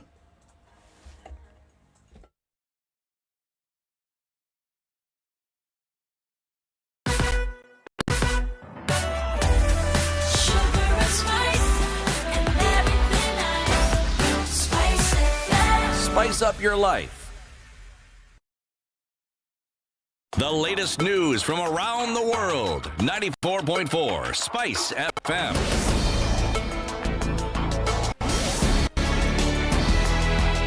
This is Newswire. I'm Dennis Aseto. Interior Principal Secretary Dr. Karanchi Kibisho has clarified that the contentious Huduma number will not be used in any capacity in the forthcoming August 9th elections. He told the National Assembly's Departmental Committee on Administration and National Security that the Huduma number, whose bill is currently tabled before Parliament, will not render the country's immigration department null and void. The bill, the PS added, will instead place the services provided by the Immigration Department and the Civil and National Registration Bureaus under a single legal framework. According to Kibisho, the said departments will offer their services independently under the guidance of a Huduma Secretariat. The Kenya Roads Board, through the National Transport and Safety Authority, has spent 20 million shillings over the last year to train boda riders across the country on matters safety. Board's Director General Rashid Mohammed said the money had gone into training the riders on safety programs, trainings, licensing, provision of protective equipment, and institutional support to hospitals, trauma centers. He said that the training is of many road safety initiatives that they have conducted in 14 other counties. The National Irrigation Authority has started water rationing in Muga irrigation scheme as canals run dry due to ongoing drought across the country. Due to prolonged drought, the residents are forced to share the little dirty water from the canals as they fear there might be an outbreak of waterborne diseases in the area. The rice farmers are counting losses due to low volume of water to irrigate their farms, saying that their rice is now drying in the farms, adding that the country will have a decline in rice production this year as the dry spell continues. And Chief Justice Martha Koome has undertaken to ensure corruption cartels in the judiciary are identified, exposed and rooted out. Koome noted that judiciary ought to effectively clamp down on runaway corruption in order to be accessible to persons seeking services from the courts. She says this will also inspire public confidence in the institution. She said corruption corrodes the justice system and poses a grave danger to an institution if the vice is allowed to permeate. And AU's Inter-African Bureau for Animal Resources has launched a program aimed at controlling and eradicating livestock diseases. The 2022-2026 plan is a fresh push to eliminate livestock diseases in Africa, which have not only threatened food security but also hurt the livelihoods of millions of livestock farmers. The Bureau's acting director, Dr. Nick Nkwapa, said this marks a milestone for renewed efforts towards enhanced resource mobilization for the control and eradication of the diseases known as peste des petits by the global target of 2030. Now, least developed countries in Africa, which are heavily dependent on wheat imports from Russia and Ukraine, could face food security crisis. United Nations Conference on Trade and Development, UNCTAD, is projecting the Russia-Ukraine war to aggravate food insecurity in the continent, especially in North Africa and East Africa, which are already struggling with internal conflicts and precarious food security situations with no option to replace the dwindling imports from the Eastern European states. In this context, and considering country-specific shocks, climate change, export restrictions and stockpiling, there might be a potential for food insecurity crisis in some regions, especially if increased cost of fertilizers and other energy-intensive inputs negatively impact the next agricultural season. According to UNCTAD, the food security in Africa will be further worsened by the rising fertilizer prices as costs of urea and phosphate, two major components of fertilizer, had already risen by 30% and 4% respectively by the end of 2021. And rescue workers search desperately for any survivors buried beneath the rubble of Mariupol's bombed-out theater as Russia's forces pounded residential areas across Ukraine, stoking allegations of war crime. Hours after Mariupol's once gleaming whitewashed theater was hollowed out by Russian strike, the number of dead, injured and trapped is still unclear. Ukraine's ombudswoman Lyudmila Denisova said a bomb shelter in the building had survived the impact and some adults and children had emerged alive. And a 13-year-old boy was driving a pickup truck that collided with a van carrying a college golf team in West Texas, killing 9 people. 6 members of the New Mexico-based University of the Southwest golf team were killed in the crash along with their coach.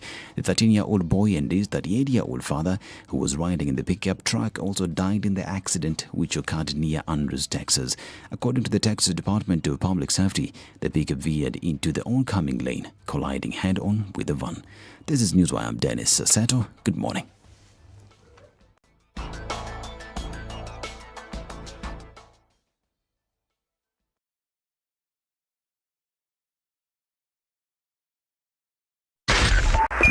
.4 Spice FM, Nairobi.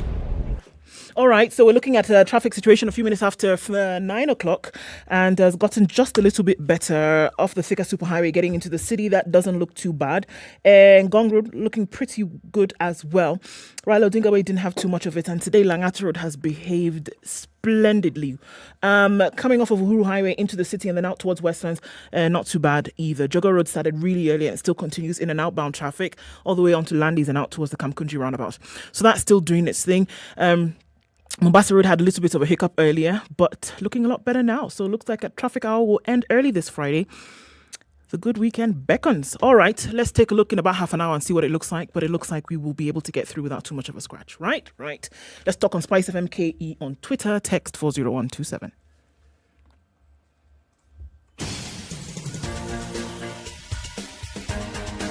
This is The Situation Room, the home of hard-hitting political commentary and penetrating insights about the state of the nation. This is a talk radio experience like no other. The Situation Room, a place for hard truths, debates, and elevated conversations. The Situation Room, witty, political, engaging, deep, controversial. In the room, we have C.T. Muga, researcher, academic, seasoned political observer, a fountain of wisdom in these politically uncertain times. Ndu Okoh, Nigerian by birth, Kenyan by choice, communications expert, Pan-Africanist, a truth seeker and believer in people power, and Eric Latiff, agent provocateur, the man in the chair, seasoned journalist, news hound, a man who believes in punching up, not down.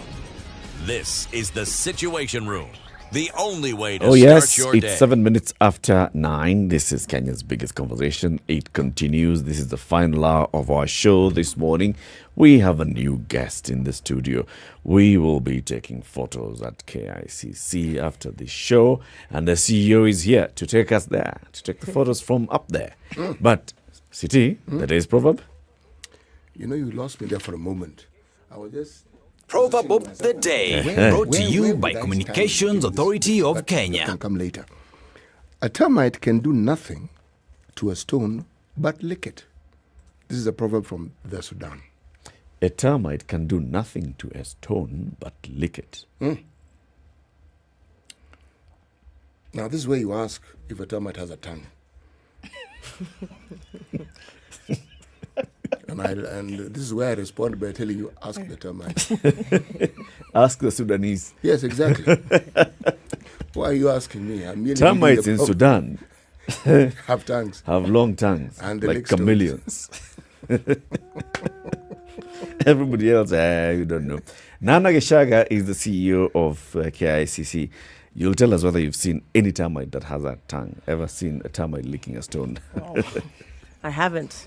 Brought to you by Communications Authority of Kenya. Teach your kids about online threats and how to stay safe online by reporting incidences of internet misuse to ke-cirt.go.ke or call 0703 042 700. Mawasiliano kwetu. Right. Nguvu kwako. Good morning, Nana. Good morning. Good to have you in the Situation Room. Thank you for having Welcome. me. That is the hot seat. It is. Make yourself comfortable. Thank you. Enjoy the heat hot. as it rises. Yes, I've seen you've come with your own water. Yes, well, from you, but yes, I brought it inside. Well, karibu sana. Thank you. We are talking about the Kenyatta International Conference Center. Many people hear KICC, many people think of very many things as about KICC. You've been the CEO for a number of years now. How many years now? I'm coming up into my 7th year. 7. So I've done my 2 terms. I'm concluding with my 2nd term. I'll be finishing at the end of this year. And I did, before that, 6 months, 7 months of acting. So coming up to a close, yes. In those very many years, you've interacted with very many people. And that's why I started by saying, many people hear KICC, many people think of very different things about KICC. Yes. What are those very many different things that people think about? Before you tell us what you actually offer. Okay. I think, first and foremost, it's a meeting spot. For very many years, it's 47 years old, 47, 48 years old. And obviously before the days of phones, mobile phones, etc., all of that, you would say, let's meet at KICC. So there's a meeting point in the city. If you ever get lost, you can use it as a directional point. Well, another thing about that is concerts, events taking place. What else is there? I think also a platform for artists is another one as well. Major international conferences, showing that Kenya is capable of doing business and hosting businesses. Hopefully a change. I know when I came to KICC, it was very hard to try and do business, there's a lot of cartels, as you will find in many places with that, but was able to demystify that.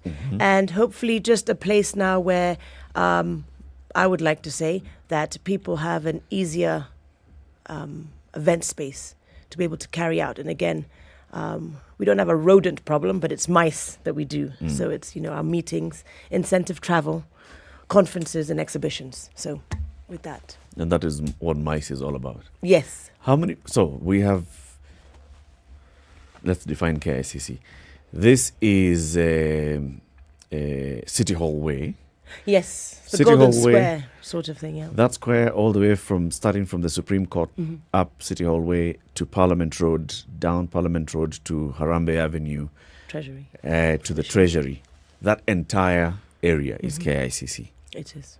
Not just the tall building and the conical building. Yes. Everything in between, plus the statutes. Yes. Exactly, yes, it's there. Okay. Now, that tall building has very many floors. How many floors? It does. It has 28, and then after that you have the next floor up, which would be technically the 29th floor, but that's the revolving restaurant, which is 1.5 floors. And then after that we have the helipad.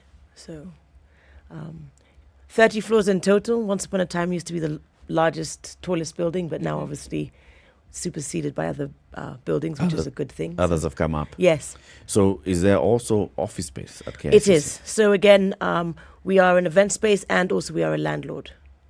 So we also house, we're considered an annex of Parliament. So we house Senate, MPs, governors. So. And they pay you? Yes, they do now. Yes. Yes, no, nothing is for free. And also to demystify, I do not live at KICC. I do not have a penthouse on the top. Okay. There should be a CEO's. Well, my office is not there as well. My office is a lot further down because I have to be able to access quickly to come down. So waiting for the lift might be a bit of a struggle sometimes.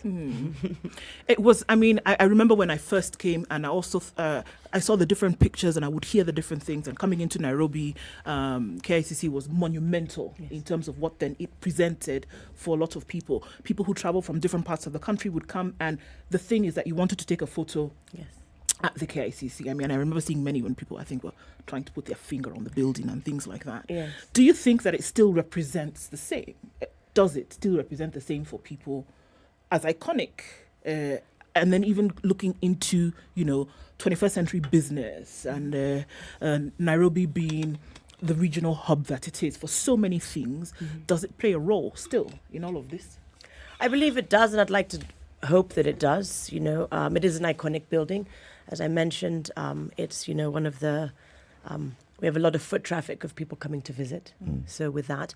But I think it is definitely an iconic building. It is something to be proud about, and it's also that's why, I'm extremely honored to be custodian of KICC.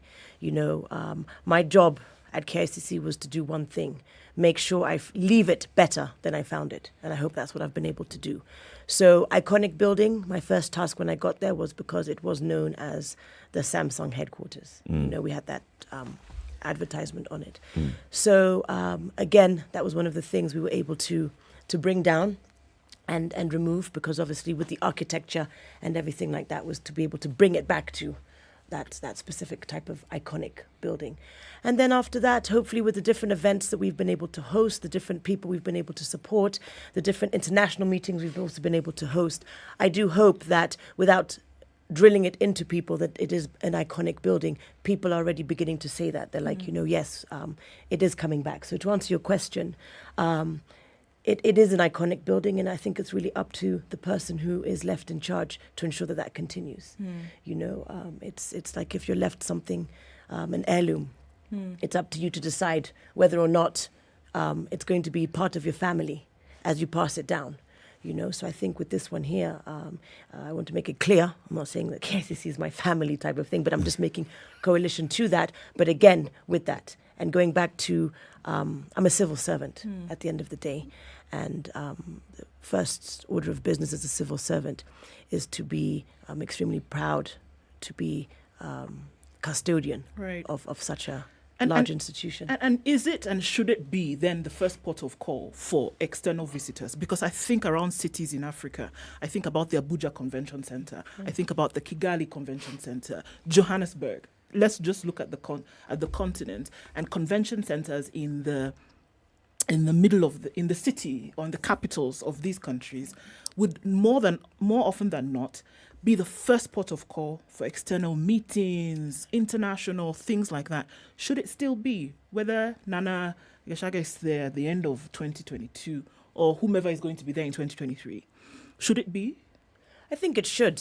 I think the person sitting at the helm of it is, like I said, is a custodian. It's not that you're coming to KICC because of myself. It should be for what is being installed and institutionalized. So I think definitely, and also again, that's one thing that we're really actually trying to reinvent, and not reinvent, actually push, because you made a very good point. When you speak of the Abuja Convention Center, you speak of all the different convention centers around Boston Convention Center around the world, Malaysia Convention Center. All of those definitely attract the delegate, and that is the business tourist. And that is what our mandate is as KICC. We are mandated to, as one of our many, is to also push conference tourism, but it's also the I in MICE, which is incentive tourism. Incentive travel.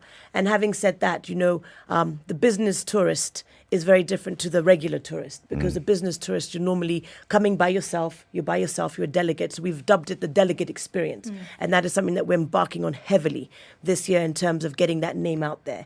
We're looking at different platforms. Amazon had to start somewhere, Coca-Cola had to start somewhere, Butter had to start somewhere, everything had to start somewhere, but it's formalizing those correct partnerships, those tight partnerships that would be able to catapult the delegate experience. So once you finish at your conference, and it's not even for KICC, we're just the biggest player.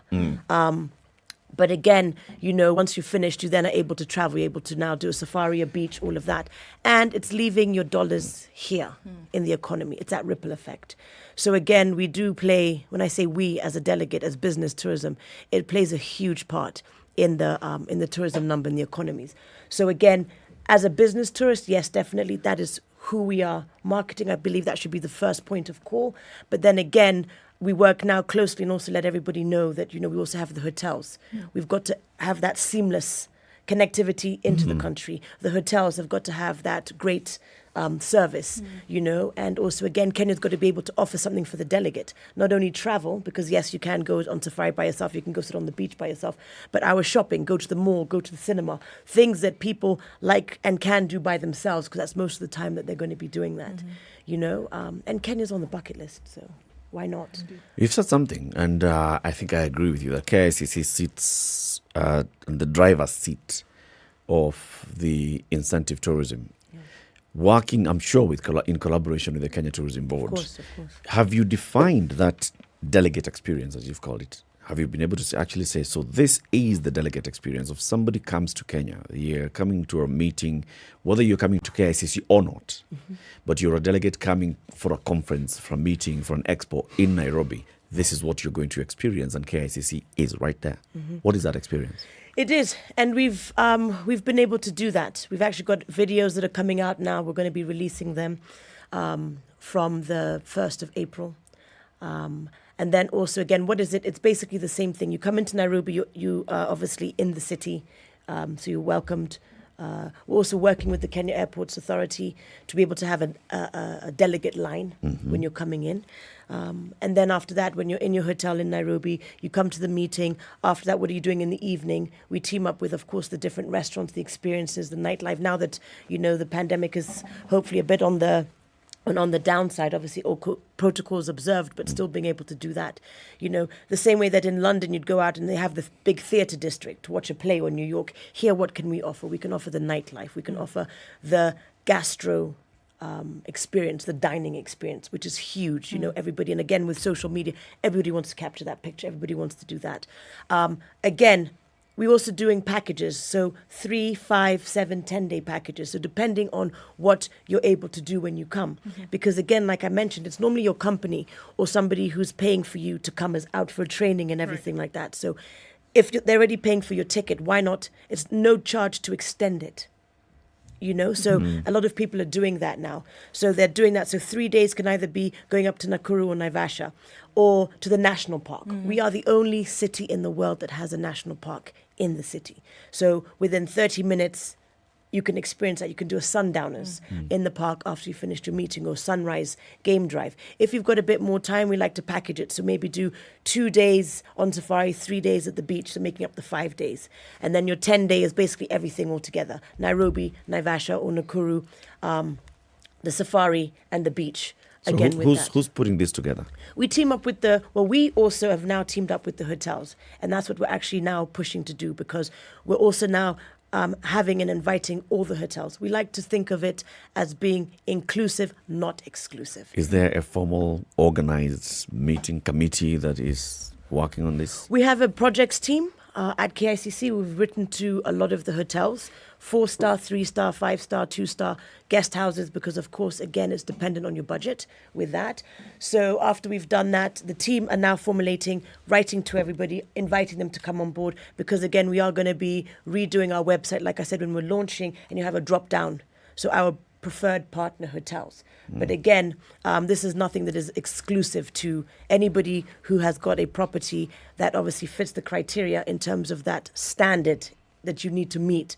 We're happy to host you. But again, we've done very destination selling type of videos. We've not specifically pinpointed a specific hotel. So if it's the Mara, it is capturing that experience of in a jeep, on a safari, meeting and doing CSR. If it's on the beach, it's that. If it's gastro tourism, it's doing the same thing. If it's Nairobi, teaming up with the museums. So we're also doing day trips there, also to the baby elephants, the giraffe manor, and also to the city markets.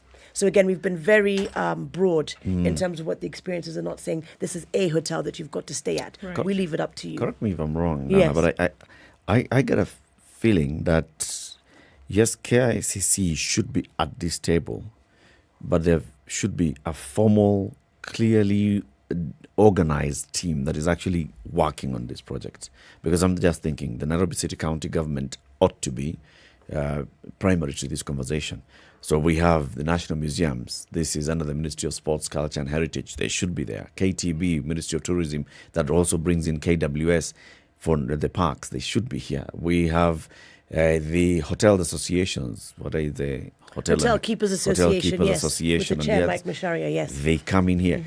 I think there should be something formal so that you're all working towards the same thing. You are doing a good job creating a product, but if you're working in your own silo without everybody else on board, then And let me just, sorry, Eric, for that. And let me just correct you because maybe I didn't, and I apologize, didn't communicate that correctly. We've the partnerships that we formed. So we do have the partnerships with the Hotel Keepers Association, with KWS in terms of also with the partner, with the parks. A reduced fee with that. We also have KTB on board. We do cross-pollinate amongst all the relevant parastatals or government ministries. So again, sports and culture, they do come on board in terms of also giving people a platform. So we do actually work all together. One of the things I do honestly believe is not working in a silo. You can't really go far alone. So one of the key things that we are actually doing is really doing multi-agency type of work. With that. And just even to explain more about that, we had the expo last month at Dubai. And again, KICC was co-opted to work with Kiproba in terms of helping out with the expo. But again, we also capitalize that and use that to also market our delegate experience in Dubai to the business events sector there. But sorry for that. Yes, we do partnered with a lot of agencies, and we're actually taking it a step further because we're also looking at because of the foot traffic that we have at KICC. So we're also looking at being able to what's the word I'm looking for? Take on some companies. For instance, if it's we're starting even a gift shop at KICC, but it's not going to be just with your water, your sodas, all of that. We're also creating space for small companies who are doing leather products, who are doing beadwork, who are doing face products, exactly that type of thing in there as well, giving them a residency, giving them a space, because again, the type of people that come through our doors is who they're speaking to. So we are very, very inclusive. I think to a point where, you know, we've gotten a lot of feedback and a lot of partnerships. We like to call them friends of KICC with that. And one of them was also obviously when we did the World Cup viewing at the KICC with that. So, who are our greatest competitors when it comes to the services that KICC provide within the region? Gosh, I mean, it's everybody's, and you know, even when we say competitors, yes, but I'd like to call them partners, but it is right. I mean, you are right when you say competitors. Of course, we've got Rwanda. We have, again, Tanzania, South Africa are also big. For the last 3 years, KICC has won the best venue in Africa at the World Travel Awards, which is the highest acclaim of awards in the hospitality industry, and also the Nairobi as the business city. Under KICC. So extremely happy about that. And the reason why I don't say competitor is because we are actually lagging in terms of a lot of space. So back to, again, what we've also been doing is just before the pandemic, I was doing I wouldn't call it a roadshow, but a tour of all the different hotels in either Naivasha, the coast, the different regions, because about 7-10 years ago, a lot of the hotels started with the ballrooms. You know, really investing in that, making ballrooms, making those type of spaces, but it was for parties, dinners, etc. like that. So when it started having a bit of a lull, I then started meeting with the different regions and holding workshops and stating, you've got these rooms, but let's turn them into meeting rooms. You've got the banqueting chairs, line them up, and with very little money, you've already got a meeting space. And generating a lot of money. Conferencing is a big business, as you're aware. Naivasha, you can see Mombasa is huge. Nairobi is also huge, again, with the different hotels. So that was one of the things as well, is because I said, look, you know, it's great if KICC, if we're at full to capacity, we could probably have about 30,000 people. But it would be great if we had KICC doing 30,000 people, all the other hotels in Nairobi doing other meetings. A meeting is anywhere, obviously, with 2 or more people. So if we're doing 30,000, and we could probably do like maybe, because even Sarit Center, with their convention center, there's only 2, obviously, official convention centers. They're another big partner of ours. So again, we could do another 20,000 in Nairobi. And then if you look at Mombasa, you're looking again, gosh, if you'd even convert the waterfront, Mama Gina water space, again, another 35,000. If you look at Naivasha, full to capacity, again. So if we're only as KICC and doing 30,000, but as a country, we can be pushing weekly, you know, close to 100,000. That's where we really changed the game. So regionally, who's beating us to it? Actually, KICC is the largest venue. It's just really about marketing, because I know, again, the elephant in the room, as people like to say, is, Kigali. Right. Obviously they've teamed up with the Radisson Hotel. Their capacity is 5,000 people. To be honest, that's our Savo ballroom. We can do up to 30,000. But their traffic then? And again, I wouldn't even say that, because they do more of, and another thing as well, that a big player, the number one player that we have actually really been working with, and I've been doing since I got into KICC, is associations. That is the key. What a lot of people don't realize is that if we want to hold a convention in terms of a dentistry or an aviation, we are not allowed to bid for it. You have to join the specific association attached to that and bid together. So again, one of the major stakeholders and players that we've been also using and working together with are the association, letting them know that it is basically, this is a partnership. We cannot do anything without yourself. Exhibitions, we've got no problem with that, but any of those other associations. And that is where Rwanda beat us. That is when you hear about a lot more of the meetings coming through with that. But in terms of the bigger meetings and the numbers, in terms of your UNCTAD, your TCADs, your NEPAD, which we just had like two weeks ago, Kenya actually is still number one with that. But when you look at the numbers, it's through association, and that is through ICA. And ICA, so when you see those numbers as Rwanda being ranked first, Kenya's at third, it's actually they're taking the numbers of association. But having said that, I don't want to say that, it's there's many ways to skin a cat, and there's also many ways for us to have an improvement. So again, that is where we are lagging with the associations. That's where we need to be doing our rally calls. That's where we need to be bringing our partners on board. And again, why not? We're also looking at partners. So when I'm now meeting with the Convention Bureau CEO in Rwanda, or in South Africa, the CEO of the Convention Center, we're looking at partnerships, especially in East Africa, because a passport was created. That East Africa passport. So if that was created, it was for that cross-connectivity. We each have a piece of a puzzle that we can all add to. So whatever Kenya can do, that's what we kind of try and do. But again, a lot of people are like, wow, that's really, you're being very inclusive. And I'm like, well, of course I'm going to be inclusive, because at the end of the day, that's when your real numbers come in. If you can be able to give, you show them what you're doing in Kenya, and then you send them across to Rwanda. Rwanda picks up, Uganda picks up, Tanzania picks up. It's that experience that you want to do. Again, it's like the concert, how you have different multi-cities. An artist is not going to come and just do it in one city. So you want to do those kind of delegates to do that as well. Okay. But to answer your question in terms of who are our competitors, Kigali, in terms of the associations, South Africa, because of the space capacity, they can hold a lot more. And also, we really also need to really push this, the Convention Bureau. This is something that, has been going back and forth for a very long time since I have gone there.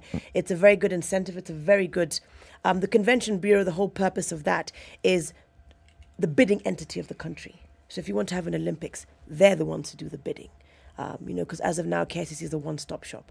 But I believe it's you've got KTB doing one part, you've got somebody else doing another part, you've got KICC doing another part. And also one major player as well, I have to say, and say a big thank you to in terms of ministries, is Ministry of Foreign Affairs. Because they also come in and provide us the big high-level government meetings.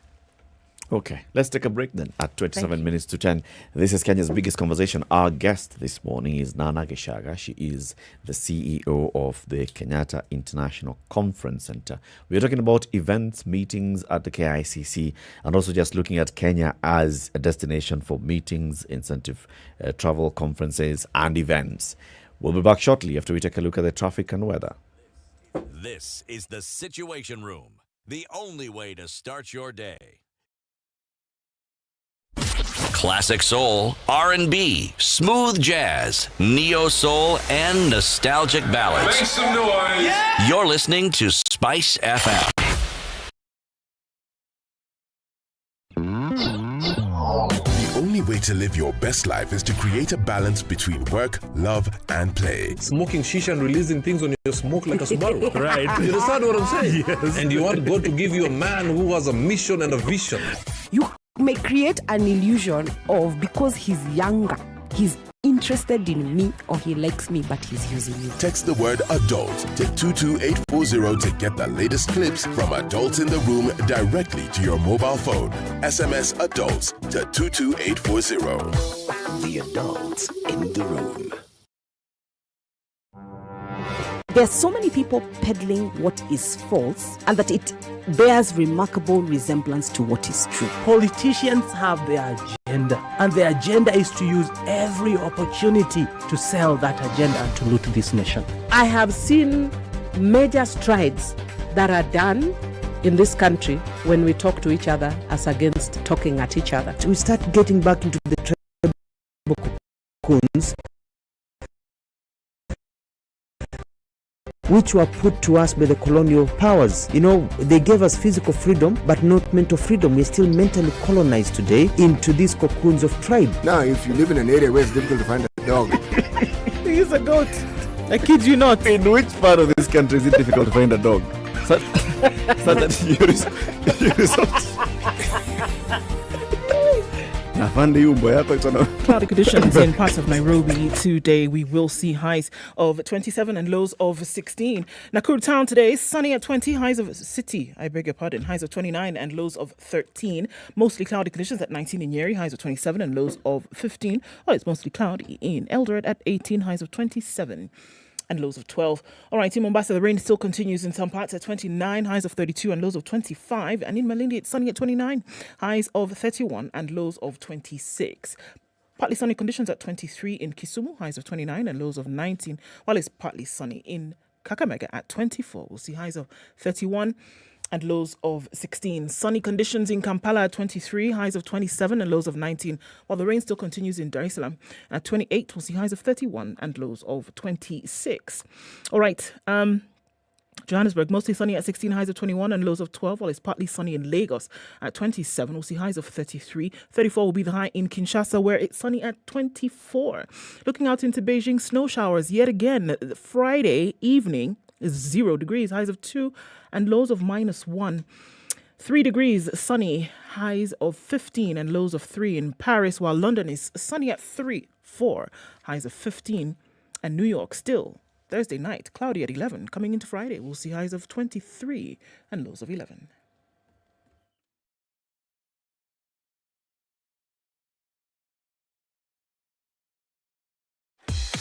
Welcome to Spice FM, the best exclusive radio station bringing you the best mix of the best All right, music Mombasa ever. Road, Vati Maradaima stretch, and we're looking at in and outbound traffic. Still continues to be a thing today. North Airport Road, a little bit of a hiccup there just as you pass the junction towards Outer Ring.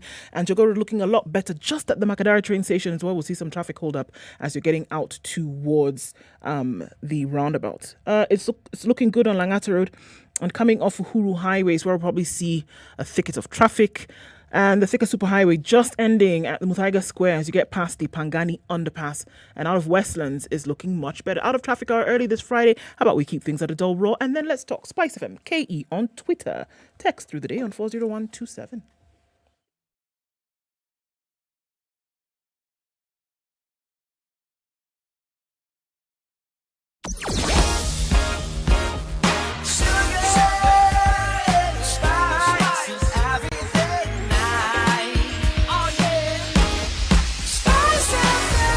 Spice up your life.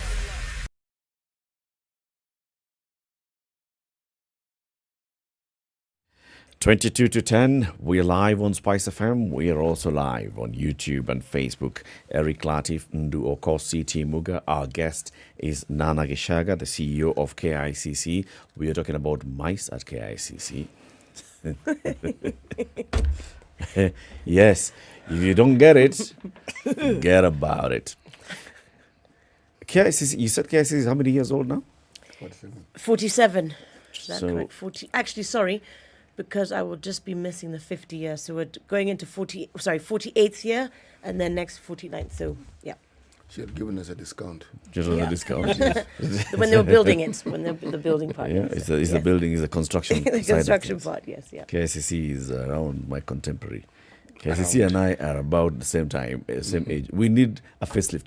When was the last time it got a facelift? Because if you look at the main hotels, for example, in the country, you'll see after every so often, they do something. They just pull out the carpet, they put new carpet, they bring in new furniture.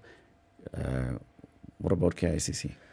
Well, we're actually in the middle of it now in terms of a facelift, and I'd like to say a very minor facelift. And when I say minor, it's because no actual brick and mortar in terms of moving it around with that. So what exactly is happening? So we are actually creating new meeting rooms in terms of new facelifts of that.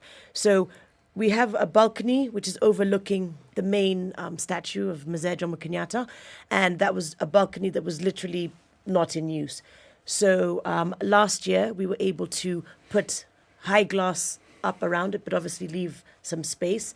And as we call it now, the inside-outside meeting space, obviously with the COVID pandemic and the protocol, so we have that circulation.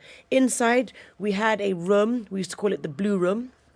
It's nothing like, a rock star's room or anything. It was blinding. It was that blue that you just, every time we'd have to have a meeting in there, I'd just be mortified and be like, oh my gosh, goodness, can we not find another room?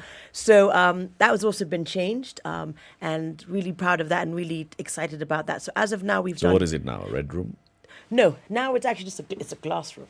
So it's a glass room, new chairs, a desk, with that, and we've also done a delegates waiting space also just outside of that where we're creating a space for people to be able to sit and convene.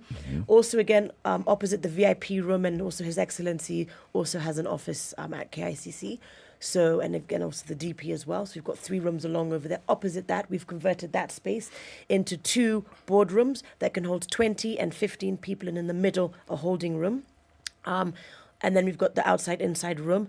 Lanana and Aberdare, which is below Savo. We're in the middle right now, currently, of upholding that, removing the carpet, etc. with that, doing those 2 rooms. And then we would like to complement 2 more rooms outside for that.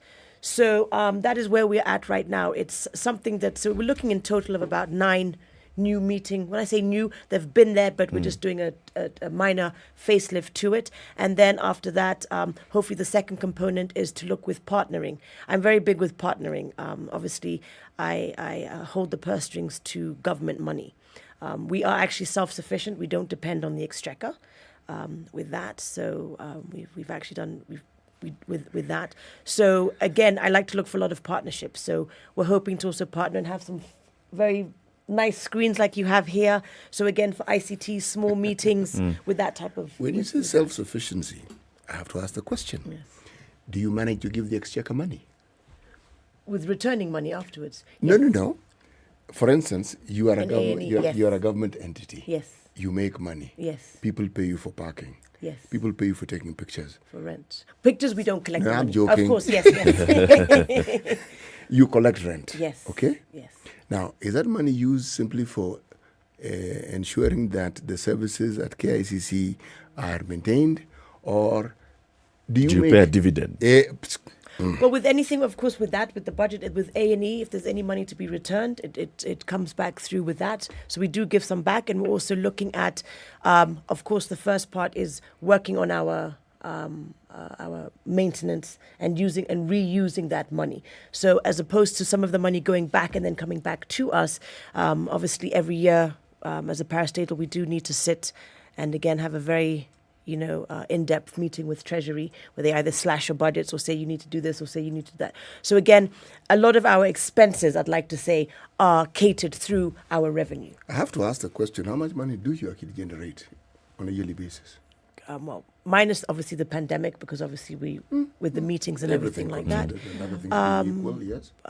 We generate, not revenue, but generate in terms of well over 2 billion shillings. Every year? Yes. And is that something, I mean, as you've given global examples of what, conference centers, convention centers are able to do, is that figure can a potential be applied to that figure? I guess is the question I'm trying to ask. It definitely can, because we can do much more. We can, than and the that. one thing that is lacking in my dream is to, really hope that we're able to push it, and is catering. We lose a lot of money as KICC because we don't have our catering. So when you go to a hotel and you're doing a package, or you're doing they do the morning teas, they do a conference package. Yep. That is why we are still, again, lagging with that, because we are dependent on our third-party suppliers, and that's for catering. So again, I would also not be doing my job. That's one of the things we are pushing. That's one of the things we're really wanting to do, is because we have to charge for our space because we depend on catering. We pay out over 800 million shillings a year to catering. Now, if we were able to keep that is why conferencing is huge, and that's why when I was going around to all the hotels, it's something that I'm teaching people and saying to them, you've got a space, you've got a catering facility, do your conferencing packages, because you give the room for free, but then you do your morning teas, your lunches, your conference packages, and that's 100% profit. So are you saying, can I just interject? So are you saying essentially that, conference taking place at KICC and all your delegates are there, but then you have to outsource the food, for example, because if you had it in another space, folks are having a meeting in the morning, they're going to break for lunch or tea. The hotel essentially will provide that. They come back to their meeting, they're having lunch, the hotel is providing that. More than likely, they're, put up in the hotel, so then they're having dinner and everything there. Accommodation is in the hotel. So they don't have to really go anywhere, except now when they're done with their work and they go for their own leisure activities. So what then would it take to have something like that? I mean, looking at a space where KICC could have their own restaurant. But isn't this a double-edged sword? Because 800 million goes into supporting, complementing institutions that also are in that same space as you. But their particular specialization is accommodation. KICC is not a hotel, okay? So really, what do you want? Because denying these institutions... We're not denying them. But we wouldn't, and Look again, at it you can this say way. that it's the bigger picture with everything. So it's not like we want to take that and now be a monopoly and take people out of business. Like we were saying before, there's definitely room for everybody. If we had our own catering, we would be able to be a lot more self-sufficient. And I was saying, my job as KICC is to generate revenue. When I go for meetings with Treasury, the first thing is that we how much money you're coming in. So the way that I look at it, if KICC had their own catering services, government catering is potentially... It's very big business. 5 billion shillings. 5 billion shillings a year. Now, I'm not saying that the hotels, because that's their livelihood. That's also what they also depend on top of the accommodation. But there's so much potential for that. And what I mean by that is because, yes, I would like to have KICC to have their own catering facility, and also brings us up to international standards, modern standards, because even just to have a tea, we don't have a kettle. Internally, we can't even have a samosa. We have to outsource. But again, when I say 800 million, that is going out to them. We are also collecting it because, of course, on third-party services, we collect 30% of that. So you can do the math with that. But again, we would like to be able to have more, because if we're able to have more money, what does that mean then for KICC? That means that we're able to then generate... if we wanted to now go to Mombasa and have another KICC there, if we wanted to go to Kisumu and do something there, but my business is to expand. But you have the capacity to do all these things, Nana. I mean, there are restaurants at KICC. I mean, you've got space. They're not our restaurants. Right? Yeah, But yeah. You're the landlord. Yes. We partner with them, for sure. We do partner with them. Nana, you're avoiding the question. Sorry. You're the landlord. You are the landlord. Can you run this restaurant? No. So that's why I'm also saying, I particularly... And you're right. I do not want to have a catering service. And as CEO, I do not want to now have something where I'm having to now know what the price of a tomato is, the meat with that. I don't want anyone to have that headache. I want to create a catering space. We have cross-pollination in NAS. That is the government entity. Utali. Why can I not have the Utali graduates, when they now finish, where do they go? The top chef, the top students afterwards, because then they'd be able to come and work as ushers, work as waiters, if I can create a shell that can then be able to service that. So again, I'm not having my team doing that. I'm just running that. So again, at the same time, we're still giving out to Italy so Italy can better itself. I don't NAS get it. So are can you better saying itself. And we also able to collect that money because we would be the biggest benefactor because we have meetings every day that require catering services. So KICC catering services, but not by KICC, but in partnership with other governmental institutions. How different is that from what you're doing now? No, there's difference. The structure doesn't exist in KICC as we speak. If the structure is created, apart from the 30%, what I'm hearing is they're likely to make more money than they're currently So making. they'll be at 60. So they don't prevent the others from making They would money. still do that. But they make more. And Ministry also, of Foreign Affairs want to have a function. They put a work ticket in. We now deliver to them. But when I say we use the NAS. If NAS can provide for airlines, why can they not do that for? It's just to neatly put everything together. Sorry, CT. No, the thing that I was thinking about as you're speaking, what really is the revenue realizing capacity of KICC? Because, yes, you want to make more, but if you look at the entity and you look at the wherewithal within it, what can it actually, if it was working optimally, what can you hope to generate? A lot more than what we're I mean, now I have to say we're doing... I'm not saying we're not doing a lot, but in terms of projection. Yeah, projection. Exactly. Wishful thinking. If we had the catering service... 800. Even more than that, because we would now be taking over government. So we're looking at, I would basically be giving people the target of, with this catering service, you need to be coming in at 2 billion shillings. Okay. Only for that. Because again, you would be doing all the... Anyway, as we've spoken about that. If we were able to have capacity, more room space, more meeting space, right? Again, that would generate more revenue with that. Again, I would say another 500 million in regards to that. If we were now also, again... with our partnerships, we've formed a partnership with Kenya Railways, right? And again, as part of the delegate experience, every time when I'm having to go to Mombasa, I've got two options. I either go early morning to catch that meeting at 8 o'clock, and I mean, you'll do the same and everything, or you take that last flight at night. We've got a fantastic train service that is there. It is very cost effective. It is very time efficient. And what we now want to do is we're now dubbing it meetings on the go. So again, the same way that you can hire Savo, or you can hire the Launch, or you can hire, we are now in partnership with Kenya Railways, where we are taking on 4 carriages. 2 of them are now being gutted out, is what we're wanting to do, and wanting to do this by the end of this year. Have 2 of the carriages gutted out, a big boardroom put in, and you have your meetings, and you've got a beautiful view as you're going down. The other 2, we are now looking at having big size seats, reclining seats. We would like to partner with Kenya Airways. Again, it's a cross-pollination in terms of you're sitting in a Kenya Airways seat, you're reclining. However, I can get onto the train at 8 o'clock. I can do my work. I can get into Mombasa at a good time.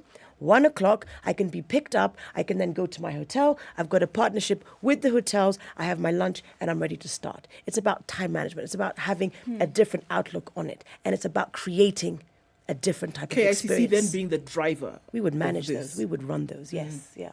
With that, and it's looking at. We have to be innovative, thinking out of the box. I'm a marketer by profession. You know, it's when everyone's. I used to love the Super Bowl when I was in America, but it wasn't because of the football. It was because of the ads in between. The experience around the ads that you see there. I would critique them. I sit and I critique ads to this day. I'm an ad watcher. You know, that is what I like to do. But again, you know, it's bringing something different, and it's being, again, why can people not do that? Why can you not hire those type of services? Yeah. 7 years at the helm of KICC. Yes. All right. These things that you're saying sounding brilliant, good ideas, the way that KICC could go. What have you done? What have I done? Yes. Wow. Like those main things. You see, like the way you're talking about. No, I understand, and exactly. With Kenya Railways. The first thing I would like to say that I have done is I have reduced the rate of corruption at KICC. When I got there, it was a total mess, and I will not lie. I'm a Rottweiler. I make no apology for it, and I do not allow people to take the mickey, so to speak. KICC was that. every day we have an event at KICC, right? But again, it was to streamline that. It was to stop that. Okay. So number one was to reduce and limit that. We are now being benchmarked by countries outside of Kenya in terms of by EACC. So EACC actually send countries to come and benchmark on KICC in terms of that ethics and ethical side of it. So again, that's number one. Number two is the staff, what's it called? The staff welfare. I'm very passionate about that. I don't know if it's because I'm the youngest, so you've always had to shout a bit louder, do all of that type of thing. But that's one thing that it really gets to me with that. So when I came to KICC, of course, we had to cull a lot of the mismanagement that was taking place. I won't even lie. And of course, how did I come to KICC?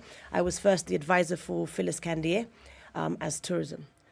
I then came in through KICC as head of marketing and seconded to the Ministry of Tourism. And that's how I went back, because obviously with the whole WTO, of course, headlines, news, sensational news, before with not paying the suppliers, all of that, the corruption, the mismanagement of that. But of course, the headlines. But to be very specific, that was before my time. But that does not mean, as the accounting officer coming in, I had to streamline that. So back to the staff.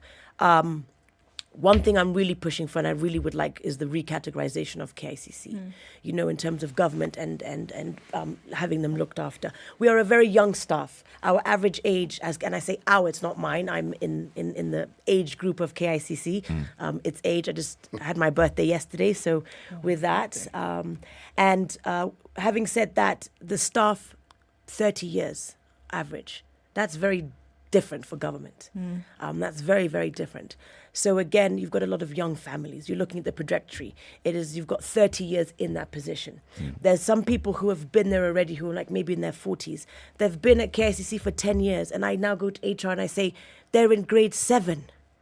Why have they not moved up? Why are you not giving them that? Also again with training.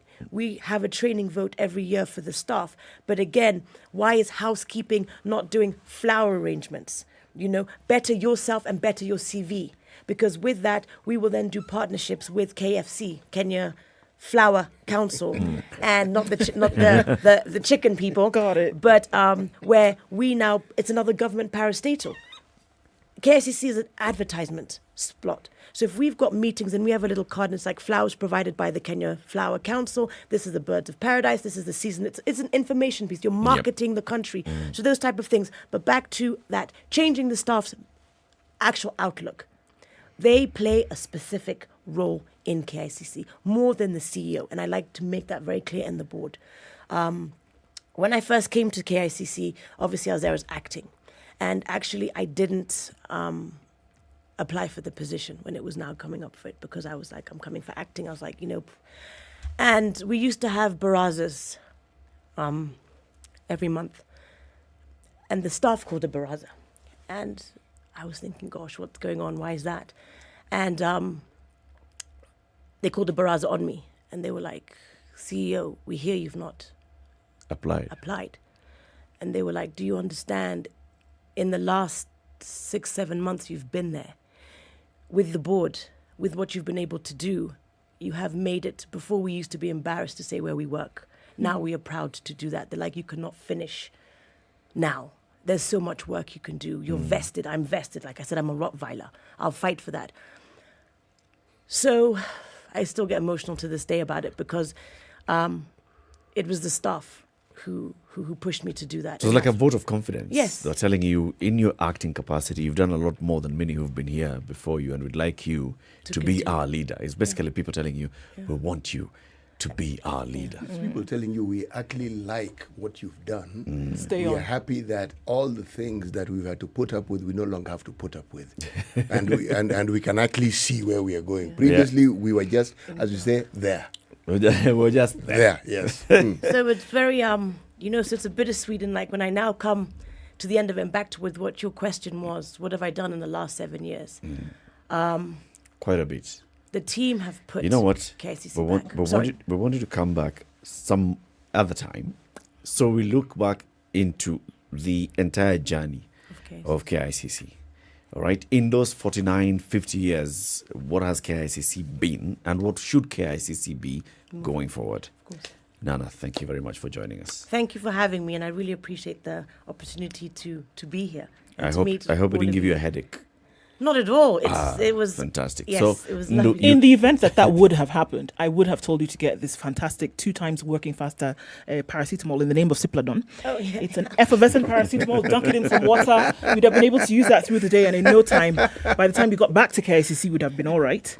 It's available in sweetened with aspartame and 1,000 mg neutral flavor. It's available at all good pharmacies near you and all your Chandarana supermarkets. Please, if symptoms persist, seek medical advice. One line, CT. The stone does not do what? Well, it isn't the stone here, really. It's the termite, really. But what it can't do is move the stone, but what it can do is lick it. Yes, termite can do nothing to a stone but lick it. That's it. Thank you very much for joining us. See you tomorrow. It's 10 a.m. Monday. Bye-bye. Friday. Spice up your life. The latest news from around the world. 94.4 Spice FM.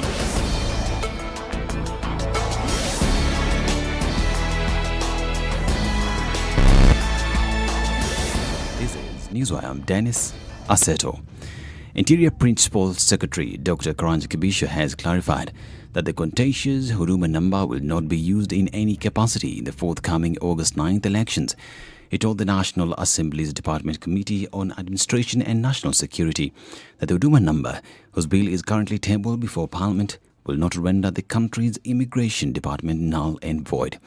The bill, the PS added, will instead place the services provided by the Immigration Department and the Civil and National Registration Bureaus under a single legal framework. According to Kibisho, the said departments will offer their services independently under the guidance of Huduma Secretariat. The Kenya Roads Board, through the National Transport and Safety Authority, has spent 20 million shillings over the last year to train border riders across the country on motor safety. Board's Director General Rashid Mohammed said the money had gone into training the riders on safety programs, trainings, licensing, provision of protective equipment and institutional support to hospitals' trauma centers. He said that the training is of many road safety initiatives that they have conducted in 14 other counties. Now, National Irrigation Authority has started water rationing in Mwea irrigation scheme as canals run dry due to ongoing drought across the country. Due to the prolonged drought, the residents are forced to share the little dirty water from canals as they fear there might be an outbreak of waterborne diseases in the area.